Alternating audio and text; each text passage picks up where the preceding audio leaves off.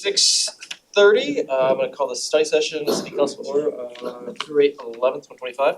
We've got 4 topics tonight to discuss. It's all business related. So first one up we have is the Business Chamber, followed by the DDA, then Economic Development Update, and then talk about self-debt financing. So but we'll turn it over to Corey and the Littleton Business Chamber to provide their update. Thank you. Good evening. We are happy to be here tonight and kind of share all the exciting things we've done in '24. Looking forward to *25. Hopefully you all have our annual reports. A little long, I think it's 30 pages, so that's your midnight reading. You get ready for it. So this is kind of a funny picture, but this is kind of what I use to describe the chamber. So when I'm talking to new members about the last 2 years, I kind of share that our first year we had a plan, but we didn't know if it was the right plan. So we had this path, we were kind of digging and pivoting and going along, trying to find the right fit for our members and what was gonna work and what we were gonna do. You know, we had come up with this 3-year strategy, showed it to you, all these great ideas, and of course, we moved and pivoted along the way. So last year, we found our way. We have 4 committees last year.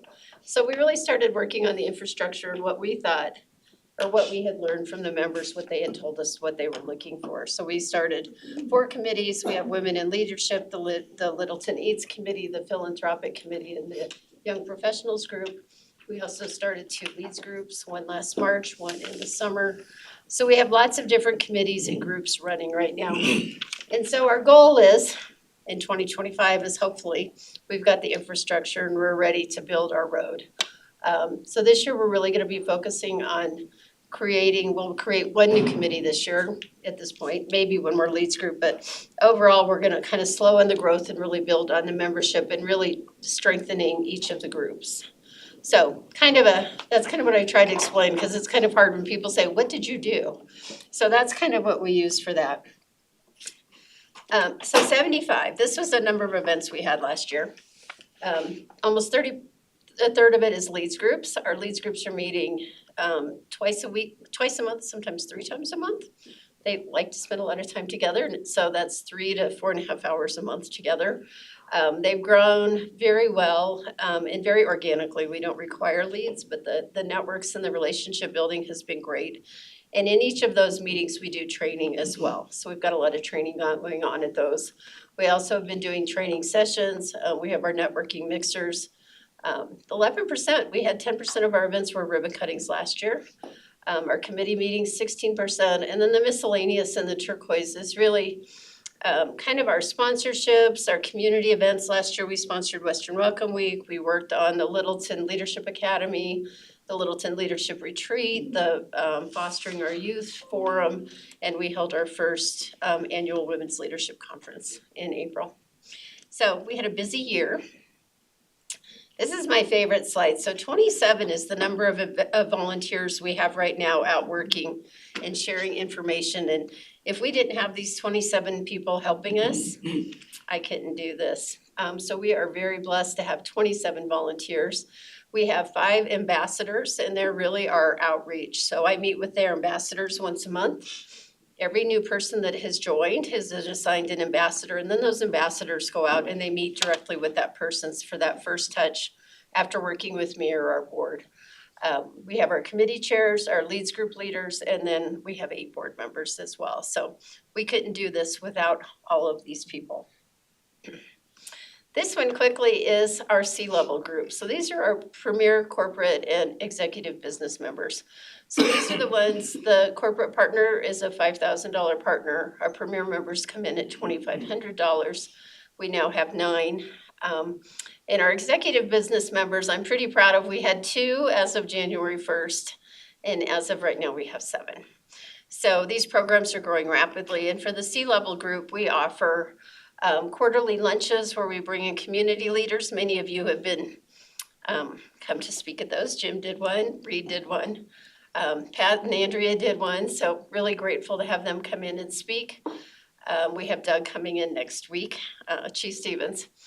And then we also do VIP events. So in December, we invited this group to the legislative happy hour. We did a Republic National distributing with all of the state, city, and county legislators. And this Thursday, we're doing a VIP tour of the new cardiology wing at Littleton Hospital. So we're adding in more value for those levels as well. So these are the big numbers. So the end of December, we ended up with 211 members. Our goal for last year was 175. So we jumped our numbers. Our goal for this year is 300. That will make us self-sustainable through paid memberships without any grants or funding sources. I'm sorry, Councilman Grove's not here. She's usually the one always asking me these questions. The good news that we can share is we obviously did not retain all 211. I'm guessing we'll probably lose about 30%. We've had businesses fail, we've had people move. You just never retain everybody who joins. But between January 1st and as of today, we have brought in 25 brand new members. So if we continue at this rate, we're averaging 6 to 7 a week. I think we'll hit our goal of 300 by the end of December. So moving along really nicely. So when we talk about our members, you guys are used to hearing from us and my board. And so this time we decided to let our members kind of speak for us, because I could sit and tell you how wonderful we are, but I would really like them to share what their experiences have been. So we have Kate Eckel, who was one of our trainers. She did a training for us in HR last October. We have Bruce Euler, who was our very first paid member in 2023 for 24. And one of his employees leads our leads groups. And we have Zoe, who's on our Littleton Eats committee. And also she is starting our only new committee for 25. And it is our Latino business committee. So very excited to be doing that. So I'm gonna let them all give you like 2 minutes and then we'll do questions. So we're gonna start with Kate. Good evening, City Council. Thank you for having me. My name is Kate Eckel. I am with Blue Spark HR Solutions. This is my business partner, Leslie Harris. I am a resident of Littleton. Our company, Blue Spark HR Solutions, joined the Littleton Business Chamber about 8 months ago. Since that time, we have joined a chamber-sponsored leads group, attended several chamber-sponsored fellow business ribbon cuttings, held our own very successful ribbon cutting sponsored by the Littleton Business Chamber, presented a workshop, found our company's social media guru, and most importantly, gained business. The leads group that we are part of is so diverse in the nature of businesses that are part of the group. We have a plumbing business, a Medicare advisory business, a realtor, a mortgage banker, a social media guru that I referred to in the previous, who is awesome. Make sure you check out our Instagram and our LinkedIn for Blue Spark. Today I made a call to Bruce's office for our business insurance. If you ask my husband where he wants to go to dinner any night of the week, it is always restaurant for tacos. The chamber's worth, to me, my partner, and our company is immeasurable. It is worth every cent we paid to join, which by the way is very reasonable. The leadership of the chamber has built relationships throughout the city and Southwest Metro Denver that is shared with each business. Littleton's Business Chamber goal is for all its members to succeed and thrive. Every interaction I have with the chamber is respectful, inquisitive, and supportive, and dare I say fun. The best thing a business can do in the area is to join our Littleton Business Chamber. Thank you. Bruce? My name is Bruce Euler, and I'm with State Farm Insurance. I've been in Littleton with the insurance agency for 23 years now. I've actually been with State Farm for 42 years, which kind of dates my age. But I joined the Littleton Business Chamber when Pat Donahue kind of got us started. Pat and Cal got us started, and Pat's one of those guys when Pat talks, everybody listens, if you're smart. And so Pat's kind of led me through this, and here a couple of years ago, when we were able to become a premier sponsor, I took that opportunity. Corey has kept us so busy with activities, with these leads groups. I have a young lady that is leading one of the leads groups, one of my staff people, and it's grown from, what's the numbers on that leads group? Well, that one was our second one, so they're industry specific, so as we filled up the first one in those industries, we started the second one. We started with, I think, 4, and now we have about 18 in that one, we have about 30 in the other one. And so it's a wonderful opportunity for business people to interact together, to send business to each other, to keep business in Littleton. And we do as much of that as we possibly can, try to trade with other businesses in Littleton. Besides the leads groups, we have these C-levels speakers that come in, and they're business leaders or community leaders that we owe a lot of respect to, and they tell us about what's going on in the town. And we have, we get involved with the parades, with the fire musters. I mean, we try to be as active as we possibly can here in Littleton. So I live in Littleton, and of course have my business here. I'm excited for Littleton. I'm proud of it, and very proud of our business chamber and what Pat and Cal and Corey have done for our business chamber. I've recouped any of my expenses that I've recouped them probably double or triple what it's cost me to be a member of this group. And I really appreciate what they've done. So thank you. Well, now you get me. Good afternoon. Thank you so much for having us. Thank you so much for inviting me. My name is Zoe Romero. Me and my husband own Sencali Taqueria, as well as a different restaurant in Centennial. I remember clearly when Cal told me, "You are joining the Littleton Chamber." I was like, "Yes, sir, I am." Right? You don't put up a fight with him. But from the beginning, we joined back in November of 2023, right before we opened. And man, they helped us throw a party on our opening day. We had the mariachi. I had fondest memories of Pat and the specific prayer that was attached to our opening. So from the beginning, it was just amazing, right?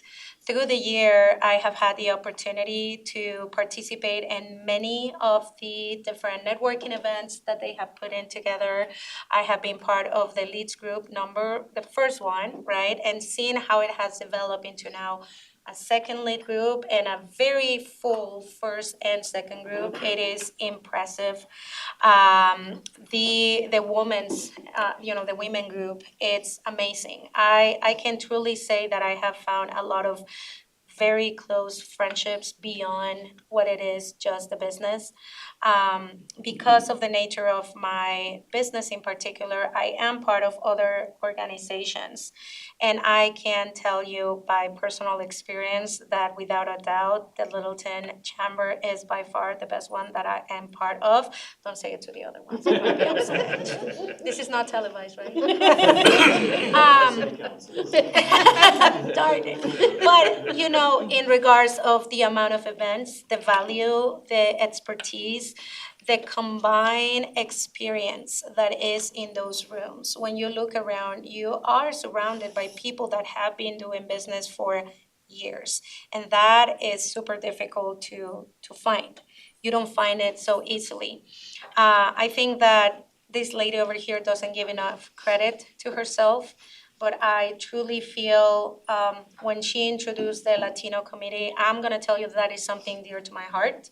And I brought up that necessity to many other arenas, chambers, networking groups, and she was the only one along with the board to listen and see why it was needed.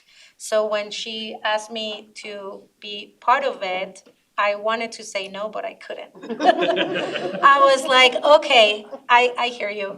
So this is a visionary group that it's only gonna continue to be stronger and bigger, and I'm very excited and proud to be part of this. So thank you.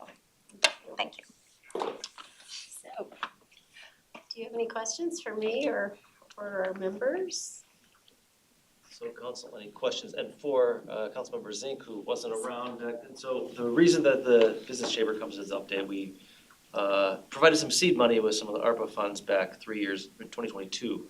I can't remember exactly. 23, 24, and 25. Right, but we decided that in 22 for the 2023 budget. And so that's to make sure that our investment was well used here and sees how this organization is growing here. And so if anyone has any questions about anything? Corey, do you want to introduce the other board members that are here? Yes, we have Drew Lang is here, Pat Donahue, our founder, and Cindy Hathaway is on our board. I think that's all of I them. think that's it, yeah. Cal's in Mexico. Cal's in Mexico like usual. Yes, we are excited. And Zoe, when we did her grand opening, when I went to meet with her, we were sitting in her restaurant and she was telling me, originally it was going to be a pizza restaurant and she had no intention to do Mexican food, but then she was talking about her heritage and she really wanted to turn it into a community center and all of this. And so it's been in the back of my head for a year. We finally are able to make this start. So I'm very excited. Cherie Garcia Cooper will also be working. So those will be the two leads. And our first meeting will be the end of this month. And they're gonna bring together a bunch of people. And so it's kind of like our industry for restaurants or whatever. It will be a very specific group.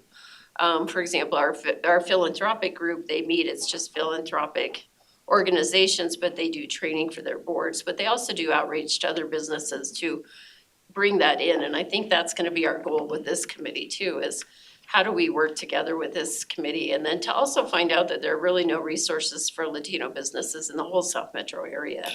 They have to go to Denver or up north. So we're excited to see where this takes us. And having Cherie and Zoe running it, I think it can only be successful.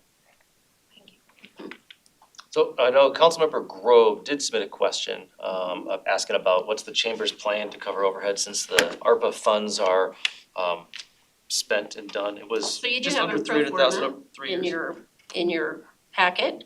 Kind of shows our numbers for last year, our numbers for this year, and what our projected are for the following year. You'll see a big jump in the membership dues, and part of that is, one, we partnered with the Merchants Association and offered that membership for $50. Those are probably a lot of the ones I'll be losing this year. So the only partnership we're doing this year is with Kiln.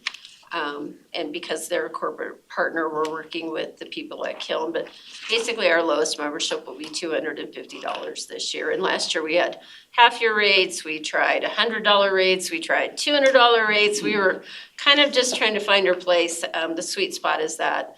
And then we have been telling everybody as we go along, we're still very much under the average price for a chamber, but next January, our price will go up to $350 a year. So that will be $300 with an extra $100 there. Our gala, this year, we've always given the money to the police department the last 2 years. This year, we'll probably be keeping most of it for programming. So our fundraiser will probably be for ourselves, unless we are able to do some other grant funding. So really looking at different ways. We've also, with the Chamber Women in Leadership Conference, we're hoping to start bringing in funding with that as we increase the numbers. And then we're also partnering with the city for the State of the City on May 14th. And hoping that we'll be able to turn that into a fundraising event kind of as well. This first year, it'll probably be hopefully a wash that we break even. And just our goal is to really get at least 250 people from the community there.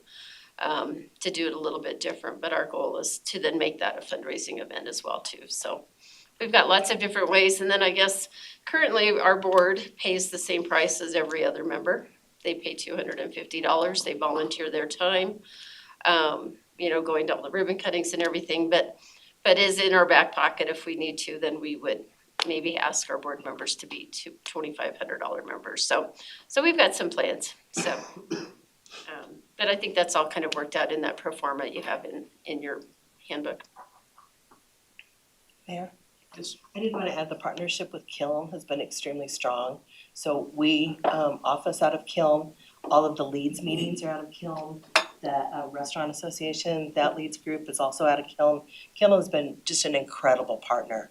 The training rooms we've been able to use at no additional cost to sponsor trainings to the public. But that's part of our trade, so their membership is a trade for space.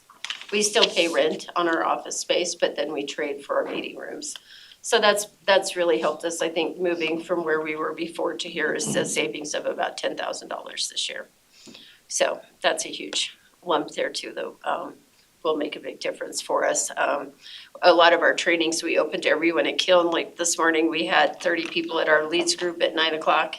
And at 11:30, we had a training on social media with about another 30 people. So we had 60 people that we were working with today already this morning.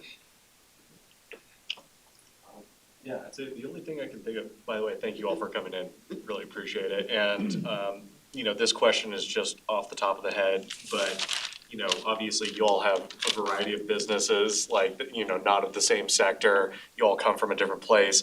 Our city offers economic development grants and other kind of small financial grant programs and stuff like that.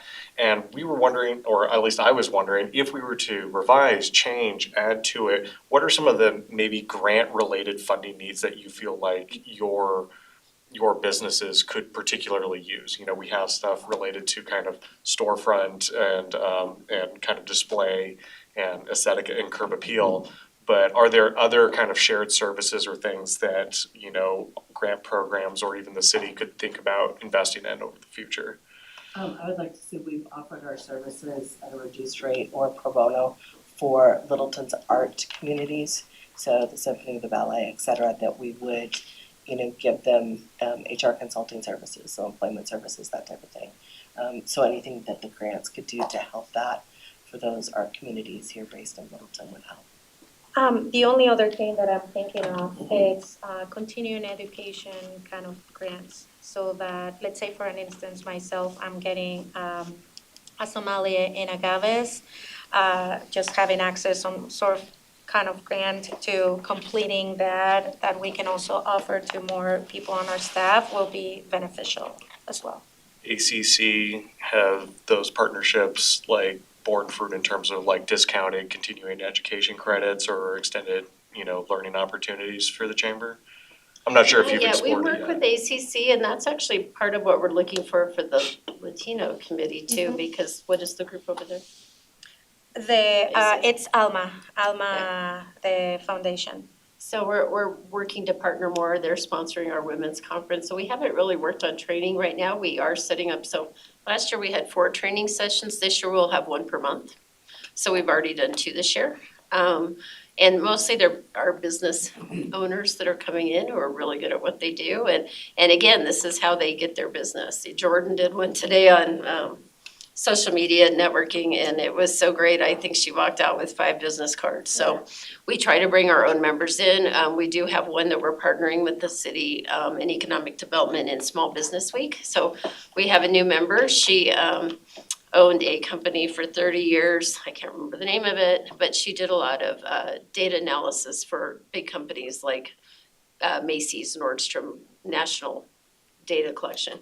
And so she retired at 60 over COVID, decided she was gonna garden, and after 30 days decided she was really bored. So she went and got her AI certificate from MIT. And so she's going to be doing our AI training in May. So very excited to have her, and she'll be speaking at our C-level event right before that. So, you know, we've got such great resources within our membership that we're able to build these trainings pretty easily.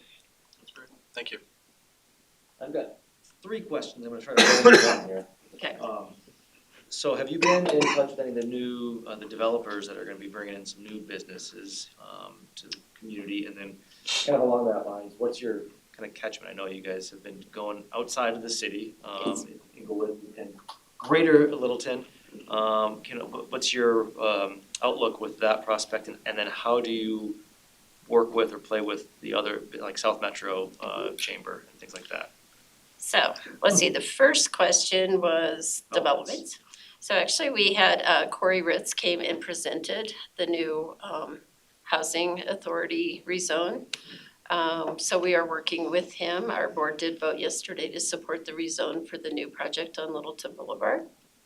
And we are very excited to, we're gonna do a VIP tour with our members to start doing some of these developments that South Metro Housing Authority has done, because I think people including our board. We learned a lot Let's yesterday. do more on the commercial developments. Yes, so we are working with Grant on the Mineral Place project.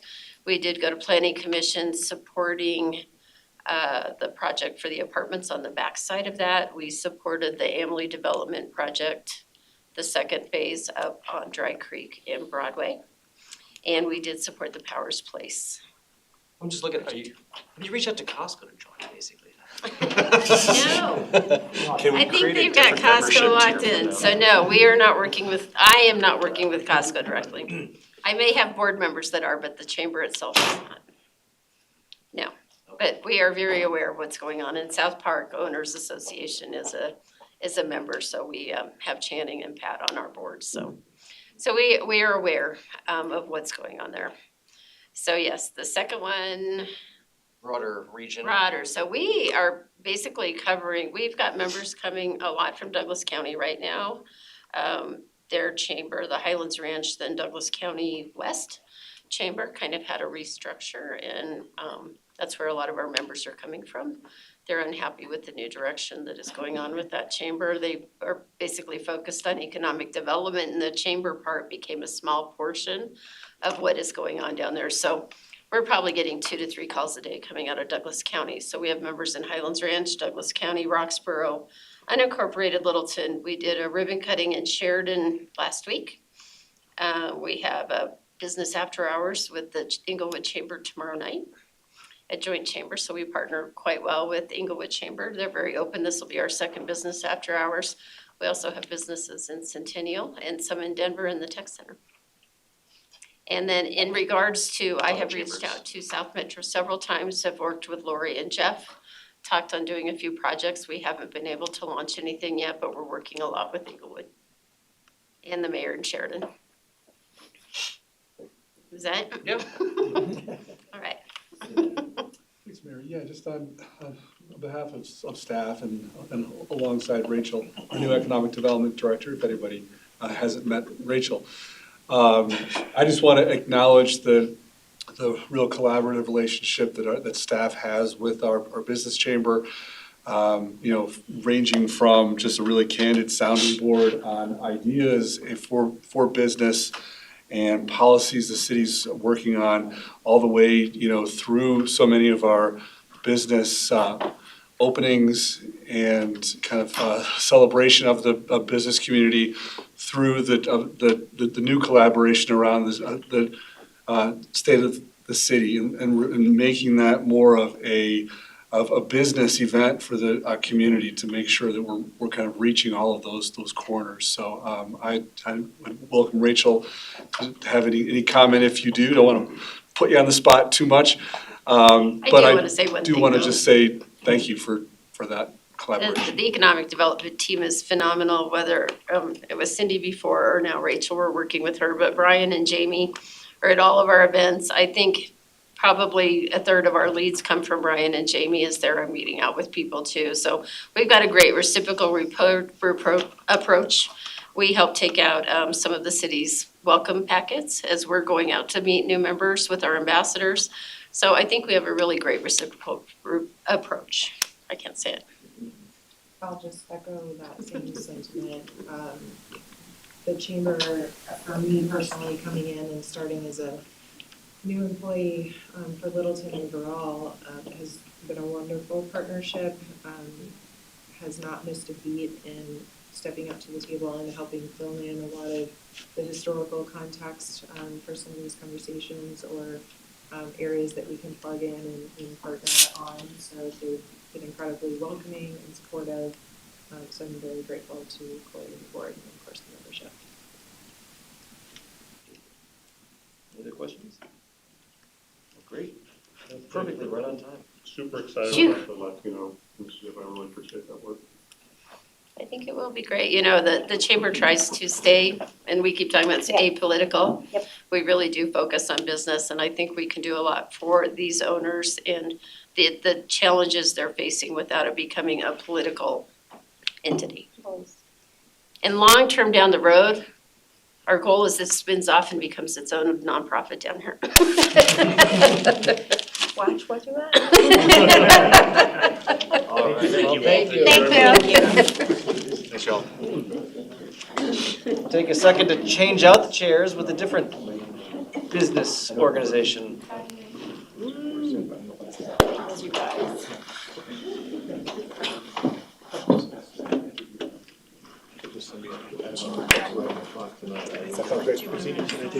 Yeah, take over, yeah.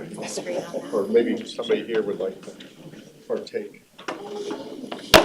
Ooh, yes, please. Thank you. Leave $1. Wait a second. Revenues are slow, let's see. The individual First time I contributions stepped in won't front of a trigger bar and started any sort collecting of electoral fraud or. Mission just so I can buy a picture beer. $5 again? Really? We've never charged it? Cover fee. Chambers? What's that? Andrew Chambers? Not City Chambers, 2 bars. Oh, that's Chambers. Who's hustling? All right, so next up, we have the Littleton Downtown Development Authority annual update. We've got the team here. I'm just gonna throw it over to Jenny. Yeah, well, I think if Jenny kick can us just off? make sure to introduce everybody, Great. then. It's wonderful to see you guys. Thank you for having us. Jenny Starkey, I'm the Executive Director of the DDA. I brought with me our financial advisor, Troy. Would you like to introduce yourself? Troy Bernberg, Managing Director with Northland Securities. Pleasure to be with you this evening. And I've asked Danny Westblade, who's our admin and outreach staff member on the DDA, to join us at the table as well, because I couldn't do this without her and would love for all of you to have a face with the many, many emails that we sent to you, so. And you know Kathleen. Kathleen Yes. Osher, Deputy City I don't Manager, and then introduce I you. I serve as liaison to the DDA, as does Councilmember Driscoll, so it's been a great partnership, so happy to be here tonight and provide this update. Yes. Great. So in your packet, you should have received a copy of our annual report. It's the first report that we have had the pleasure of producing, as well as our operating plan for 2025, which you guys approved later last year. So wanted to make sure you had that. But we're gonna just give a brief update on our first actual year of delivering programs and initiatives to the community, and give a little report on that, and then again, open it up to questions after we talk a little bit about what's happening this year in '25. So because the DDA is always somewhat complicated and you need a doctorate to really understand what it is, and for our new member, Joel, thank you we're excited to meet you and work with you.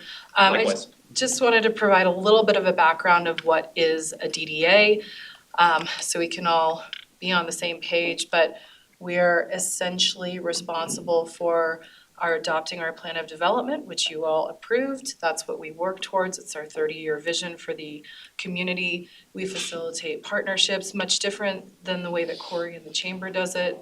She's really we're building community, but she's building that network, and we're really building that community of place in downtown specifically. And we do that with property owners, businesses, residents, other civic partners. And by state law, we are governed by a board of directors whom you guys all appoint to join our board. And those terms are up every 4 years. You'll be interviewing some great people next week for those 2 seats. And then, of course, we have Councilmember Driscoll, who also serves as a liaison and representative of City Council on our board. We created a map in 2024. I might say this year, and I'm actually referring to 2024 because I don't even know what day it is right now, thanks to toddlers being sick at home. But we did create a map, and I think this is really valuable to show before we start diving into the presentation, just to remind everybody of where our district boundaries actually are, because we are by state statute confined to a geographical district boundary. And if you don't fall within the geographical boundary of our district, then technically you don't receive our services. There is a halo effect, obviously, to the work that we do, but our constituents are those that fall within that district boundary. We have 4-ish, 5 sub areas. Riverside, which encompasses Dish all the way down to Jazz Car Wash. We have the South Gateway, which is largely ACC, the Downtown Core and Downtown Gateway, which goes out east to Crocker Street. And then we go up through the North Gateway, which does include these offices as well as the Arapahoe County offices. So with the help of, we work so closely with every city department. We really just, Danny and I are both part-time staff. We could not do the work that we do without our city partners. So we work closely with the economic development team to start pulling numbers and data about downtown so we actually know what we truly represent. And we were able to pull these numbers this year with the help of Jamie Kraut. We represent 5,600 employees in downtown Littleton, almost 800 residential units, and 407 businesses. We're still working at even parsing out those even more so we understand small locally owned businesses. We want to segment those out by women and minority owned businesses. We're looking at demographics of the area, et cetera. But as you know, we're a very vibrant district. 60% of our population within 1 mile is very highly educated. 35% of the population is between 20 and 45 years old within a 2-mile radius of downtown, and 32% of the population within 5 miles are homeowners.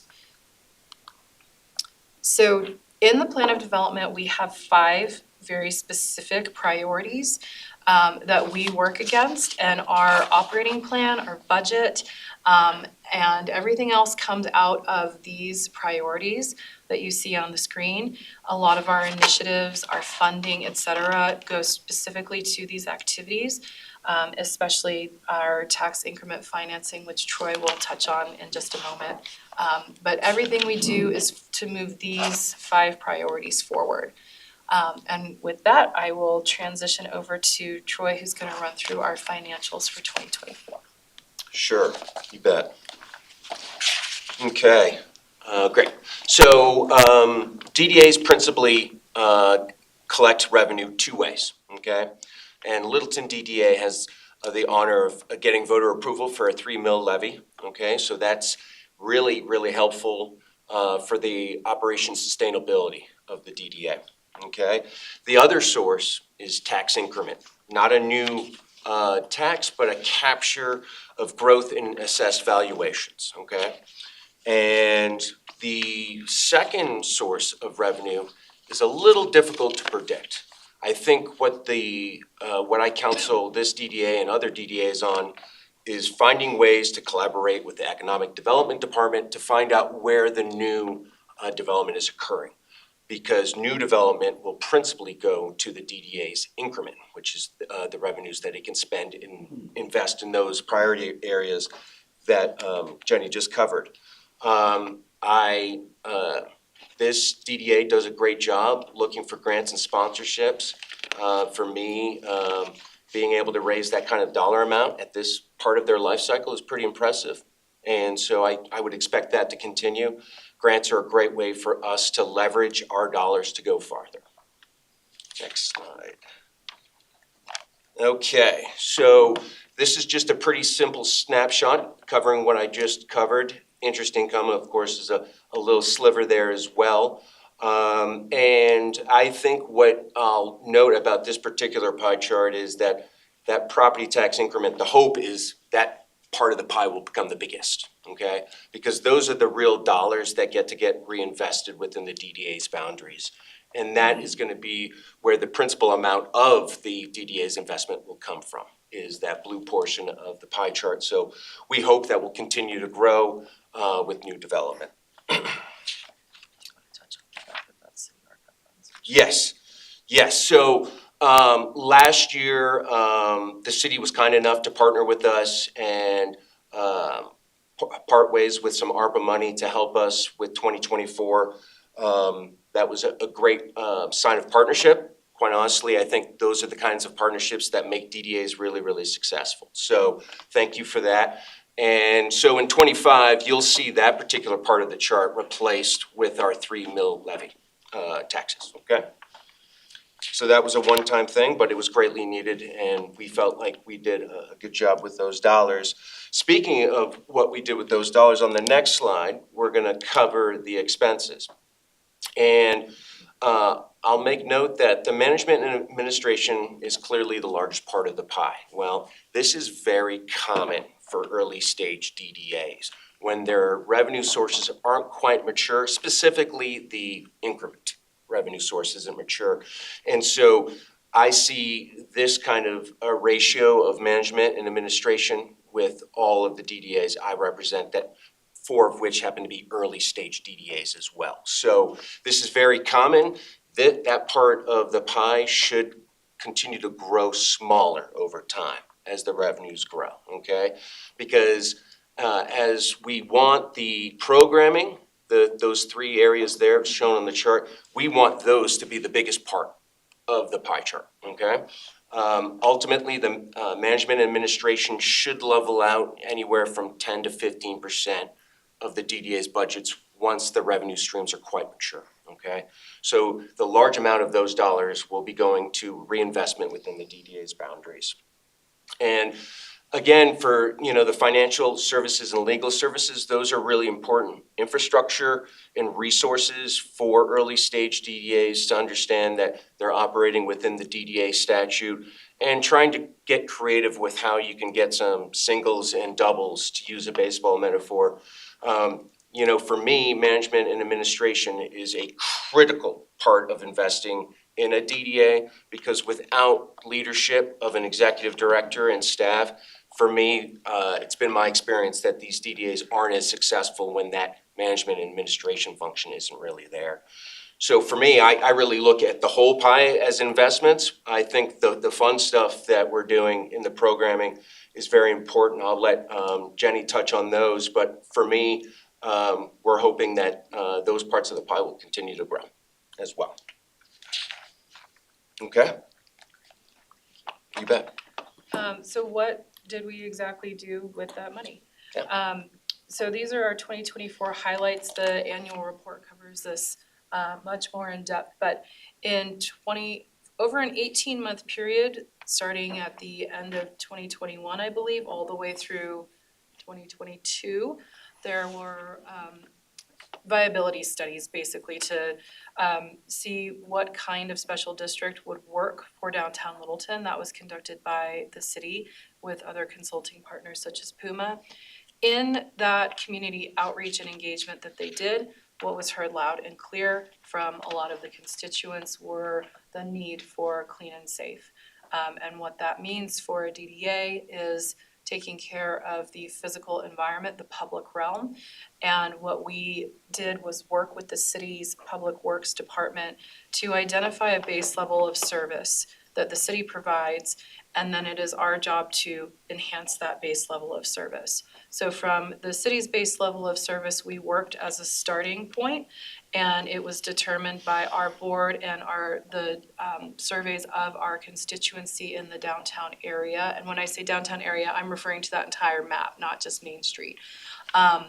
That we have a clean and maintenance program as well as winter snow removal. We heard loud and clear from businesses that they want to run their businesses and not buy snow shovels and get there early to try and pour salt on the sidewalk. So we started a pilot program in 2023 with our partner CSG, who is a local company to the Denver metro area. And we started our services with sidewalk and street sweeping, trash removal, pressure washing of walkways and sidewalks, graffiti removal, also some hazardous waste material removal along Littles Creek Trail, some large item trash pickup, and also then snow removal and ice mitigation for the actual downtown core businesses. And you can see the cleaning and maintenance services at a glance, those numbers. Those are numbers of the times that this task was logged. We track everything. We share this information with the Public Works team. We talk about what the teams are seeing on Littles Creek Trail. We talk about mitigation strategies. And from what we were able to do in 2024 with CSG, we presented that to Public Works, and we were able to even strengthen our program based on some of their feedback and our feedback to them as well. Specific to the snow removal and the sidewalk sweeping? Are you doing that on every single sidewalk within the district, or how are you choosing where it Only occurs? the downtown core. The first reason, and what I mean by that, Mayor, is all down Main Street from Biga Park to basically the Santa Fe entrance, all down Alamo, all of the side streets in between, so Nevada, Curtis, Prince, and then down South Rapp Street to where the businesses face up to Lewis Creek Trail. We are looking at extending that, but the budget is limited, although the budget did double in 2025 for snow removal services. The other issue is we have to go by parcel. So, and what I mean by that is some property owners already have snow removal services that have been contracted for a certain number of years. And therefore, we don't want to interrupt those services because we don't want to put anybody out of a contract. And so we have had certain property owners ask us not to shovel their walkways, and I'll give you a perfect example. On the east side of Prince, on the property that, from where the property burned down, unfortunately, up to Devil's Cup, which will now be the new coffee shop, to Powers, that property has asked us not to shovel their walkway because we can shovel their sidewalk right there, but what we cannot do is we cannot remove snow from private property. So we can't go around into their parking lot, we can't shovel into those private entrances for residents on the back of the building unless the property owner decides to hire our company privately. So they would have to maintain a contract and then ours, and so we're almost fighting for snow removal space, if you will.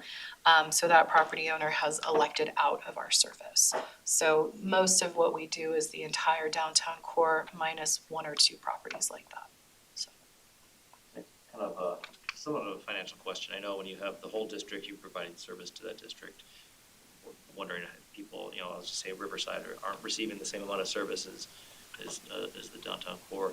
Are you able to track the revenues by, say, the four districts to say, okay, to try to figure out what, if one of them is perhaps paying more into the DDA that receives a little bit more services? That can certainly be done right now. I've looked at it as a whole because the TIF clock is active for the entire DDA boundaries. So that way, the concept of sub-districts is a good and nuanced one for me. I'm having this conversation with another DDA that has sub-districts, and having the statute doesn't really address this, Mayor. So when it comes to sub-districts, there hasn't been a lot of, all right, from District 1, 90% of the revenues are generated. And I've gone through the exercise, well, do we keep the revenues that are generated in that sub-district in the sub-district? And I think the conclusion I've come to on behalf of other DDA clients, Mayor, is to just treat it as one pot of money and through policy and implementation, try to broaden that service area. It'd start to obviously get a little bit tricky too, because you have, for instance, on Riverside, the Dish property, which they have their own services, and so they're receiving a different kind of service from the DDA that's not necessarily in their public realm. But I think as we gain momentum and have 5-10 years under our belt, you'll see a better spreading of the peanut butter, if you will, to use a food analogy, with our services and the dollars that we're providing. So, I'm so sorry. If we could go back to that last slide, and I'm just seeking clarification for myself. yeah. So because these activities need to be sort of divvied up into individual parcels, right? Am I understanding that correctly? So if you have 49 incidents or times of pressure washing as an example, 2 of those could be logged with the same people working just at 2 parcels right next to each other? It's when they, for the nuance sake, it's when they pick up the power washing sprayer and are spraying down a block. It's not for the actual parcel of property. Gotcha. Okay. So- Okay. Thank you. It's- That yeah. answered my question directly. Thank you. So then how do we get 982 with snow? Is that, 982 days of snow? Basically, the amount of times that a crew member picked up a shovel to remove snow on a sidewalk and logged it. For their contract with CSG, they have to log the amount of times they're touching equipment. The better measurement would be here, 2,200 hours of snow removal and ice mitigation in 2024 for downtown Littleton. So.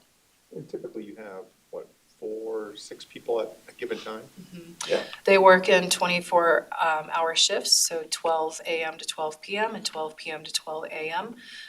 So you should now see the teams in the branded DDA colors on around the downtown core, doing any of the summer cleaning and maintenance work or the snow removal.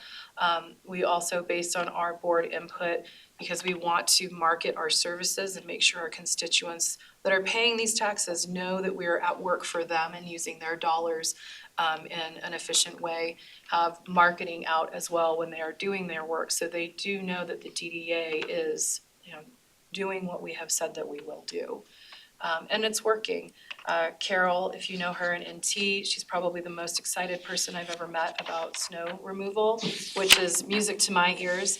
When I don't get a bad phone call about it, I'm very happy, and recently we've had a lot of great positive feedback. So one of our other priorities, business friendly and vibrant. We had a huge impact with this in 2024 because this was essentially setting up all of our marketing and branding and voice and presence for the DDA last year. We were able to launch social media. We were able to brand and launch a new website, which is sort of that central hub of everything happening in downtown Littleton. We created a holiday tree program. I hope you all enjoyed the pine and spruce trees that were out and lit down Main Street this year. We created a Sparkle and Stroll marketing campaign. We ultimately had 49 businesses downtown that participated. We started off, I think, with only 36 or so, and they kept hearing from shoppers, why aren't you participating? And so we kept adding people to this holiday marketing campaign throughout the campaign. We had influencer partnerships, we had monthly newsletters, weekly blogs, small business features, media and PR hits. We're constantly churning this marketing and storytelling machine about downtown Littleton, so we can continue to increase foot traffic to our businesses to impact that economic vibrancy in downtown. Question, actually, my daughter had the question about the holiday tree program. What happened with those trees? The trees were donated to the city as well as ACC, and the campus is looking at expanding their tree canopy program. We had 3 that were in partnership with the city for the In Memoriam program, and another 5 that were planted in our district boundaries where trees were lost due to storms or disease. And then we also had we had 21 sponsors, and I believe 7 of them chose to have trees planted on their private property. So If you head west out of City Center, you'll see those 3 trees before you hit Barron, or before you hit Prince, sorry. Great question. So the tree program, 21 sponsors, we raised over $47,500 in grants and community sponsorships for that program. It was just a brainstorm around our board table one day last year, and it had legs and it took off, and the community embraced it. What was that? And roots. And roots, thank you, that was a better one. But probably one of the most rewarding downtown placemaking activations and programs that I've worked on in my career on a main street. So it was really embraced by the community and created quite an impact. We also, as I mentioned, launched the Sparkle and Stroll holiday campaign. Danny and I just literally went through about 2 hours ago all of the survey responses from the people that shopped in the program and the businesses that participated. And we have heard loud and clear that the community continues to want programs like this that are very simply just a bingo game disguised in a really chic brand to get people fun prizes to encourage them to come back down and shop. I think one of my favorite things that I read from the results of the survey was just, I started my holiday shopping early and all of it was done locally. And that's exactly the kind of impact that we are looking for as many businesses in our downtown area that we can, so. We received a lot of media and PR this year. I was extremely happy to even get a nod out by Westward, because I don't necessarily give the best nods out sometimes. And we just had a really good embrace by the community for continuing some programs that unfortunately the Merchants Association wasn't able to support financially in 2024, which were the carolers every Saturday and Sunday through the holiday season, as well as Santa, who delivered 500 stuffed bears to children along Main Street in Alamo during the holiday season as well. So we were able to continue those traditions. And then I think, it's not the most exciting stuff, but the organization and the community outreach efforts that we did this year, or last year, were exceptional for a brand-new organization. We had 2 community networking events that touched over 100 businesses. We have business resource packets that Danny and I sit down with every new business that comes into the district or relocates into the district, bless you, to meet with those business owners so they understand what the DDA is, what it means to them, how they benefit from the organization, how we support them, who we are. We usually get those leads from either Corey at the Chamber or from the Economic Development Department. And we've been able to have our monthly board meetings. We've been able to establish great partnerships in the community. And we're really trying to listen to the community, our business constituents, for what it is that they want. So quickly, because I know we're up at time and I want to leave room for questions. For 2025, we have our annual operating plan for the DDA, and we're looking at continuing to move all of our programs forward. We've doubled budgets in some respects, so that pie chart will be very different when you see us at the end of the beginning of 2026. We've over-communicated with Denver Water and the Public Works Department about the project to the point where we're not receiving any phone calls, knock on wood. We are looking to expand the snow removal program. We are working hand in hand with Project Downtown team, as we did all last year, to move that program forward. We'll be looking at issuing a micro grant program for small businesses in the downtown community. And Danny and I are just starting our research efforts on that. And we'll look at public realm management, holiday programs, and finding alternative funding sources this year as well. So, among many other things. But I'll cede over 2 minutes to you. So what do you got? Couple questions? Yeah, back to the kind of the public works and, maintenance operations and stuff like that. Just, and it does not have to be exact, like rough percentages of what you're currently covering versus what you anticipate covering. Are you currently at like 20% of maybe properties in area that you'd like to be covering? I mean, Councilmember Barr, I'd like to say 100% because just getting to the downtown core was such a big feat. That's very fair, yeah. Obviously, we would like to expand to cover more of the business area. So what that looks like, I'm not sure, but we're having those conversations, but. Okay, I wasn't sure, Yeah. like, I mean, based on it's a- where you're going to Yeah. make that coverage kind of complete and Yeah. ubiquitous amongst all the. Mostly where we see big problem areas are along Little's Creek Trail. So we've expanded to that. We've actually, the team, per the request of Public Works, will be power washing Little's Creek once a week or once a month, which will be a great addition. We're working with Dish on some of the behavior that we see down under the bridge. So I think if we can identify hot spots in areas of need, that'll be where we want to expand rather than trying to, Yeah, with limited resources, knowing you can't hit everywhere, it's a good idea to hit those hot spots. It's just that people who are in a district and are Yeah. paying into a district can feel all sorts of ways about their particular Absolutely. corner or their particular hotspots not getting hit. So I just didn't want it to be like a point of consternation or conflict, So far it hasn't been. Good, that's great to hear. And the expansion of services actually, for clean and maintenance services, we were doing once a month. Now we will be doing twice a month, so we can continue to identify and take care of some of those problem areas. Awesome. Thanks. Yeah, I have a question for you all. I think I saw on one of the early slides something about security as one of the things, or like a service that the DDA can provide. What context would security come into play for the DDA, aside from like events where I'm assuming the police have a presence? What could that look like? So right now, we've established a partnership with the SET officers that are assigned to our district. So Corporal Burchard comes in once a quarter to present crime and safety stats. I think Troy and I and the corporal would probably say that we're a very safe district, but crime does happen. And so we address that with him. He provides some really thorough, in-depth looks at that.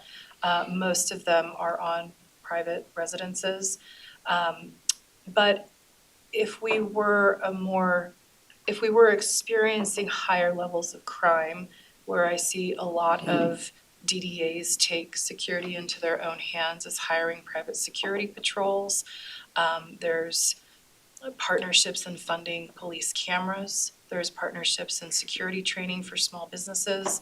There's partnerships and classes with using Littleton PD to do resource trainings for small businesses. So there's lots of opportunity for us to move forward, especially without spending large amounts of dollars at this point, but also just a partnership in saying, we now have a SET officer. We have him at every event that we do to make sure that our community knows who he is and how to access him and why. Forming a relationship with him is important. And then in 2025, hoping to expand that with some educational opportunities for small businesses. And I'll add, at the front end of the process, when we went through a lot of those community conversations and looking at the feasibility of a district, that's really where Safe and Clean became a very almost pillar of what people in the district, both residents and businesses, wanted to see. And so it meant a lot of different things to different people. And, you know, very much a snapshot in time in 2021, where the level of activation was not as robust in downtown. And I think our measures as a city, introducing foot patrols, you know, especially in the summer, and, you know, the stats that we're looking at in a lot of cases are like single digit over a quarterly report for some of those crime incidents. So it's a really great story, but I think that heightened awareness from our police team has helped a lot. Also the level of activation, I think even just the public realm maintenance and care, that cleanliness piece has contributed to just addressing some of the concerns early on from 2021.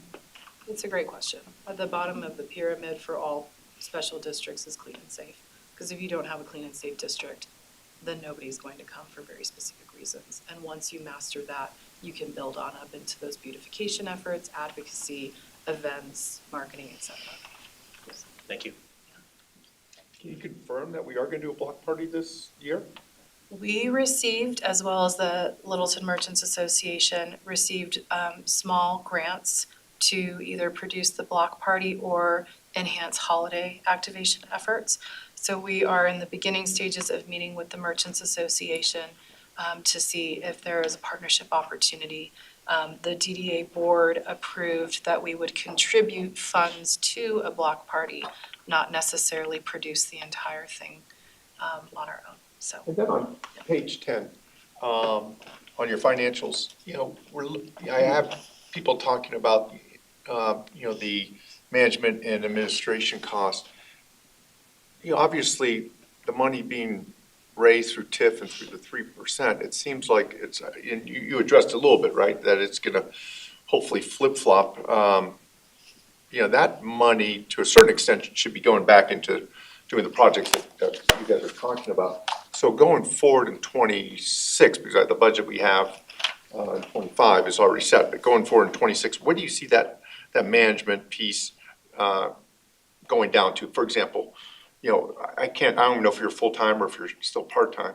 And, you know, I imagine all those things that were set up, you know, in the beginning, which took a ton of time, because I sat through a lot of those meetings, a lot of that stuff is now taken care of. So what do you anticipate those hours or that number to drop down to where we can give it back to the DDA? Clearly, it's never going to go down, as long as the DDA board engages staff, legal counsel, financial services, it's never going to go down, below a certain point. But what I would say is that these other so the 3 mills are used for non-physical improvements. So those are things like operations and services. Right. It's pretty much gonna stay around a certain amount, a dollar amount as we grow. But what's going to continue to grow is that TIF portion. And so that TIF portion of funding can be used for the physical programs and initiatives that the DDA will tackle in all of our priority areas. So that will continue to grow and start to basically just shrink by nature, the management and administration. We've already seen that pot of funding in our budget expenditures for 2025 go down by, I think, almost $15,000 to $20,000. Okay, so that, Just already by the nature because of the hours or because what? financial service hours, legal counsel hours, they're not as, Right, not that's as what I was getting at. needed. Yeah. Yeah. Okay. As they were at the certain startup point of the organization. And so are you full-time or part-time still? I don't, Well, Pat. I know. I know what What's your originally you were definition part-time. of part-time or full-time? Because if we're talking about hours, I'm definitely full-time. But I'm, it's not an employment, it's a consulting contract, which also saves the DDA on considerable costs because we don't have an office, we don't provide benefits, there's not much overhead, so. Thank you. I was just, just for my clarification, when you talk about physical improvements, what does that mean? The TIF Capital money goes- projects. Yeah. Capital Yeah. Can you give? Sure. Keep going. Yeah, Give so, me an example. the DDA statute clearly states for public safety and enhancement, okay? So if a developer is coming in, one way for a DDA to participate is in a reimbursement agreement. Developer comes in, builds the development.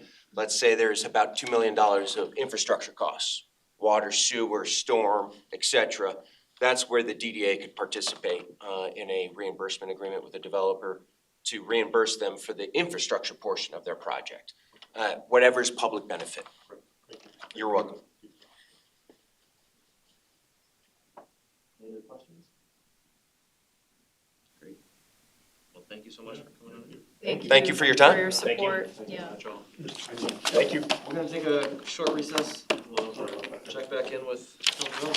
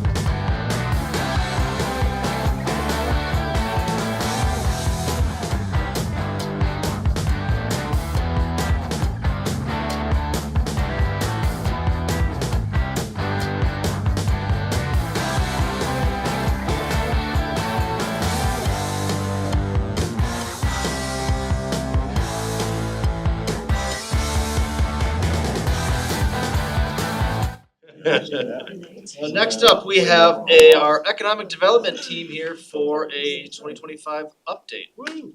That's right. I'm gonna turn it over to Jim for the preamble. Yeah, thanks. So I think it's really kind of neat that this update is following kind of part and parcel tonight with our business chamber update and our LDDA update.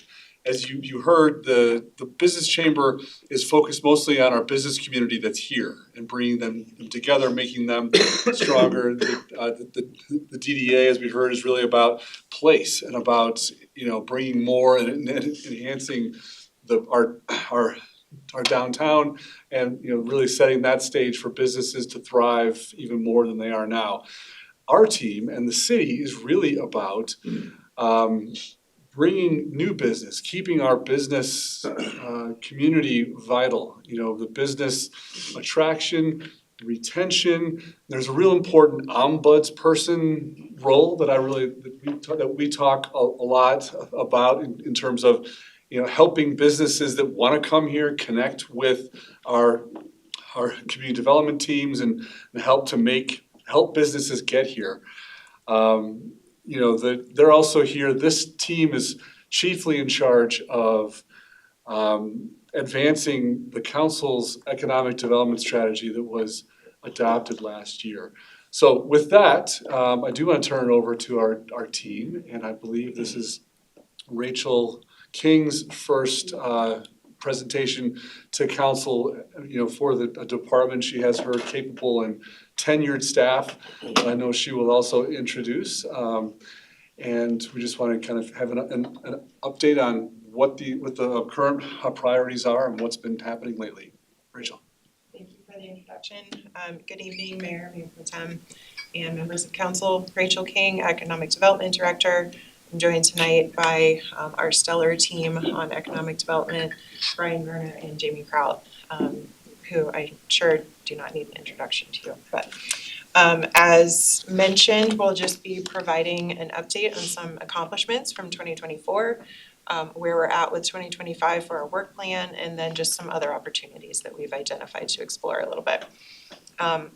As just mentioned, I probably don't need to remind you, but after coming here in late 2024, it was apparent that the team was incredibly busy throughout the year and came out very successful with a lot of key accomplishments. First and foremost, the Comprehensive Economic Development Strategic Plan.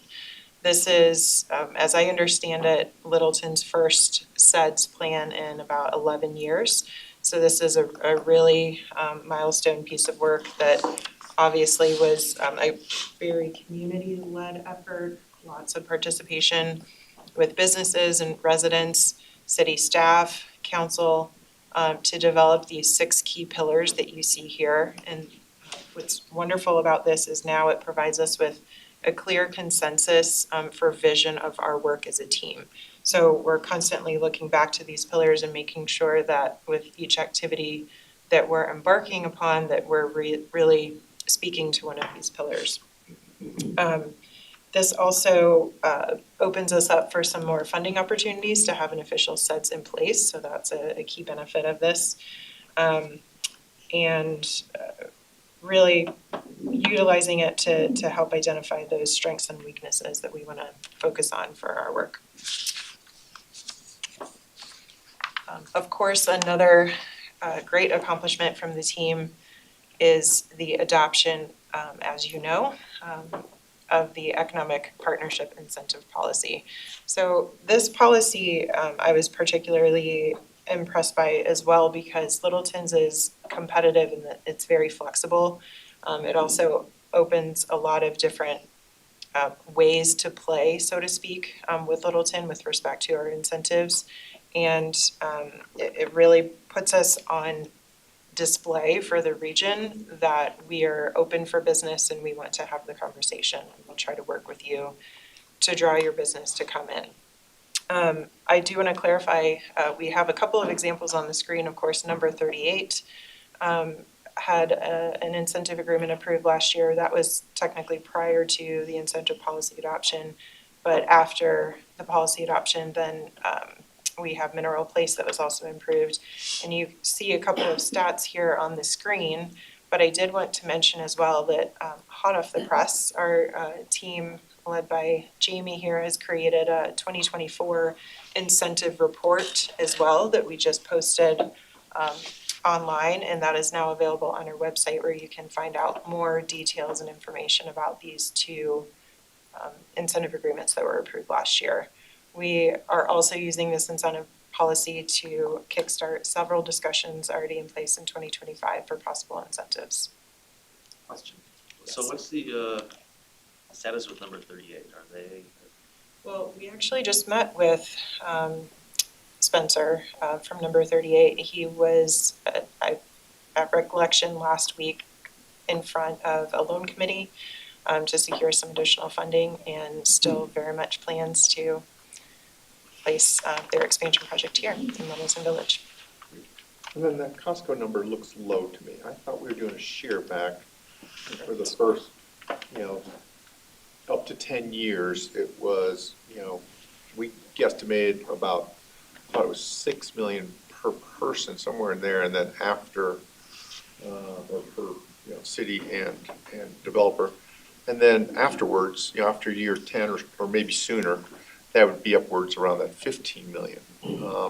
These, I believe, are the conservative estimates provided by the incentive analysis that was conducted by the consulting team. I believe that year 7 was really the mark that they thought that these would really pay back under. And so if we're estimating out to year 10 using that conservative analysis, then it would be shyer in that 9.1 range.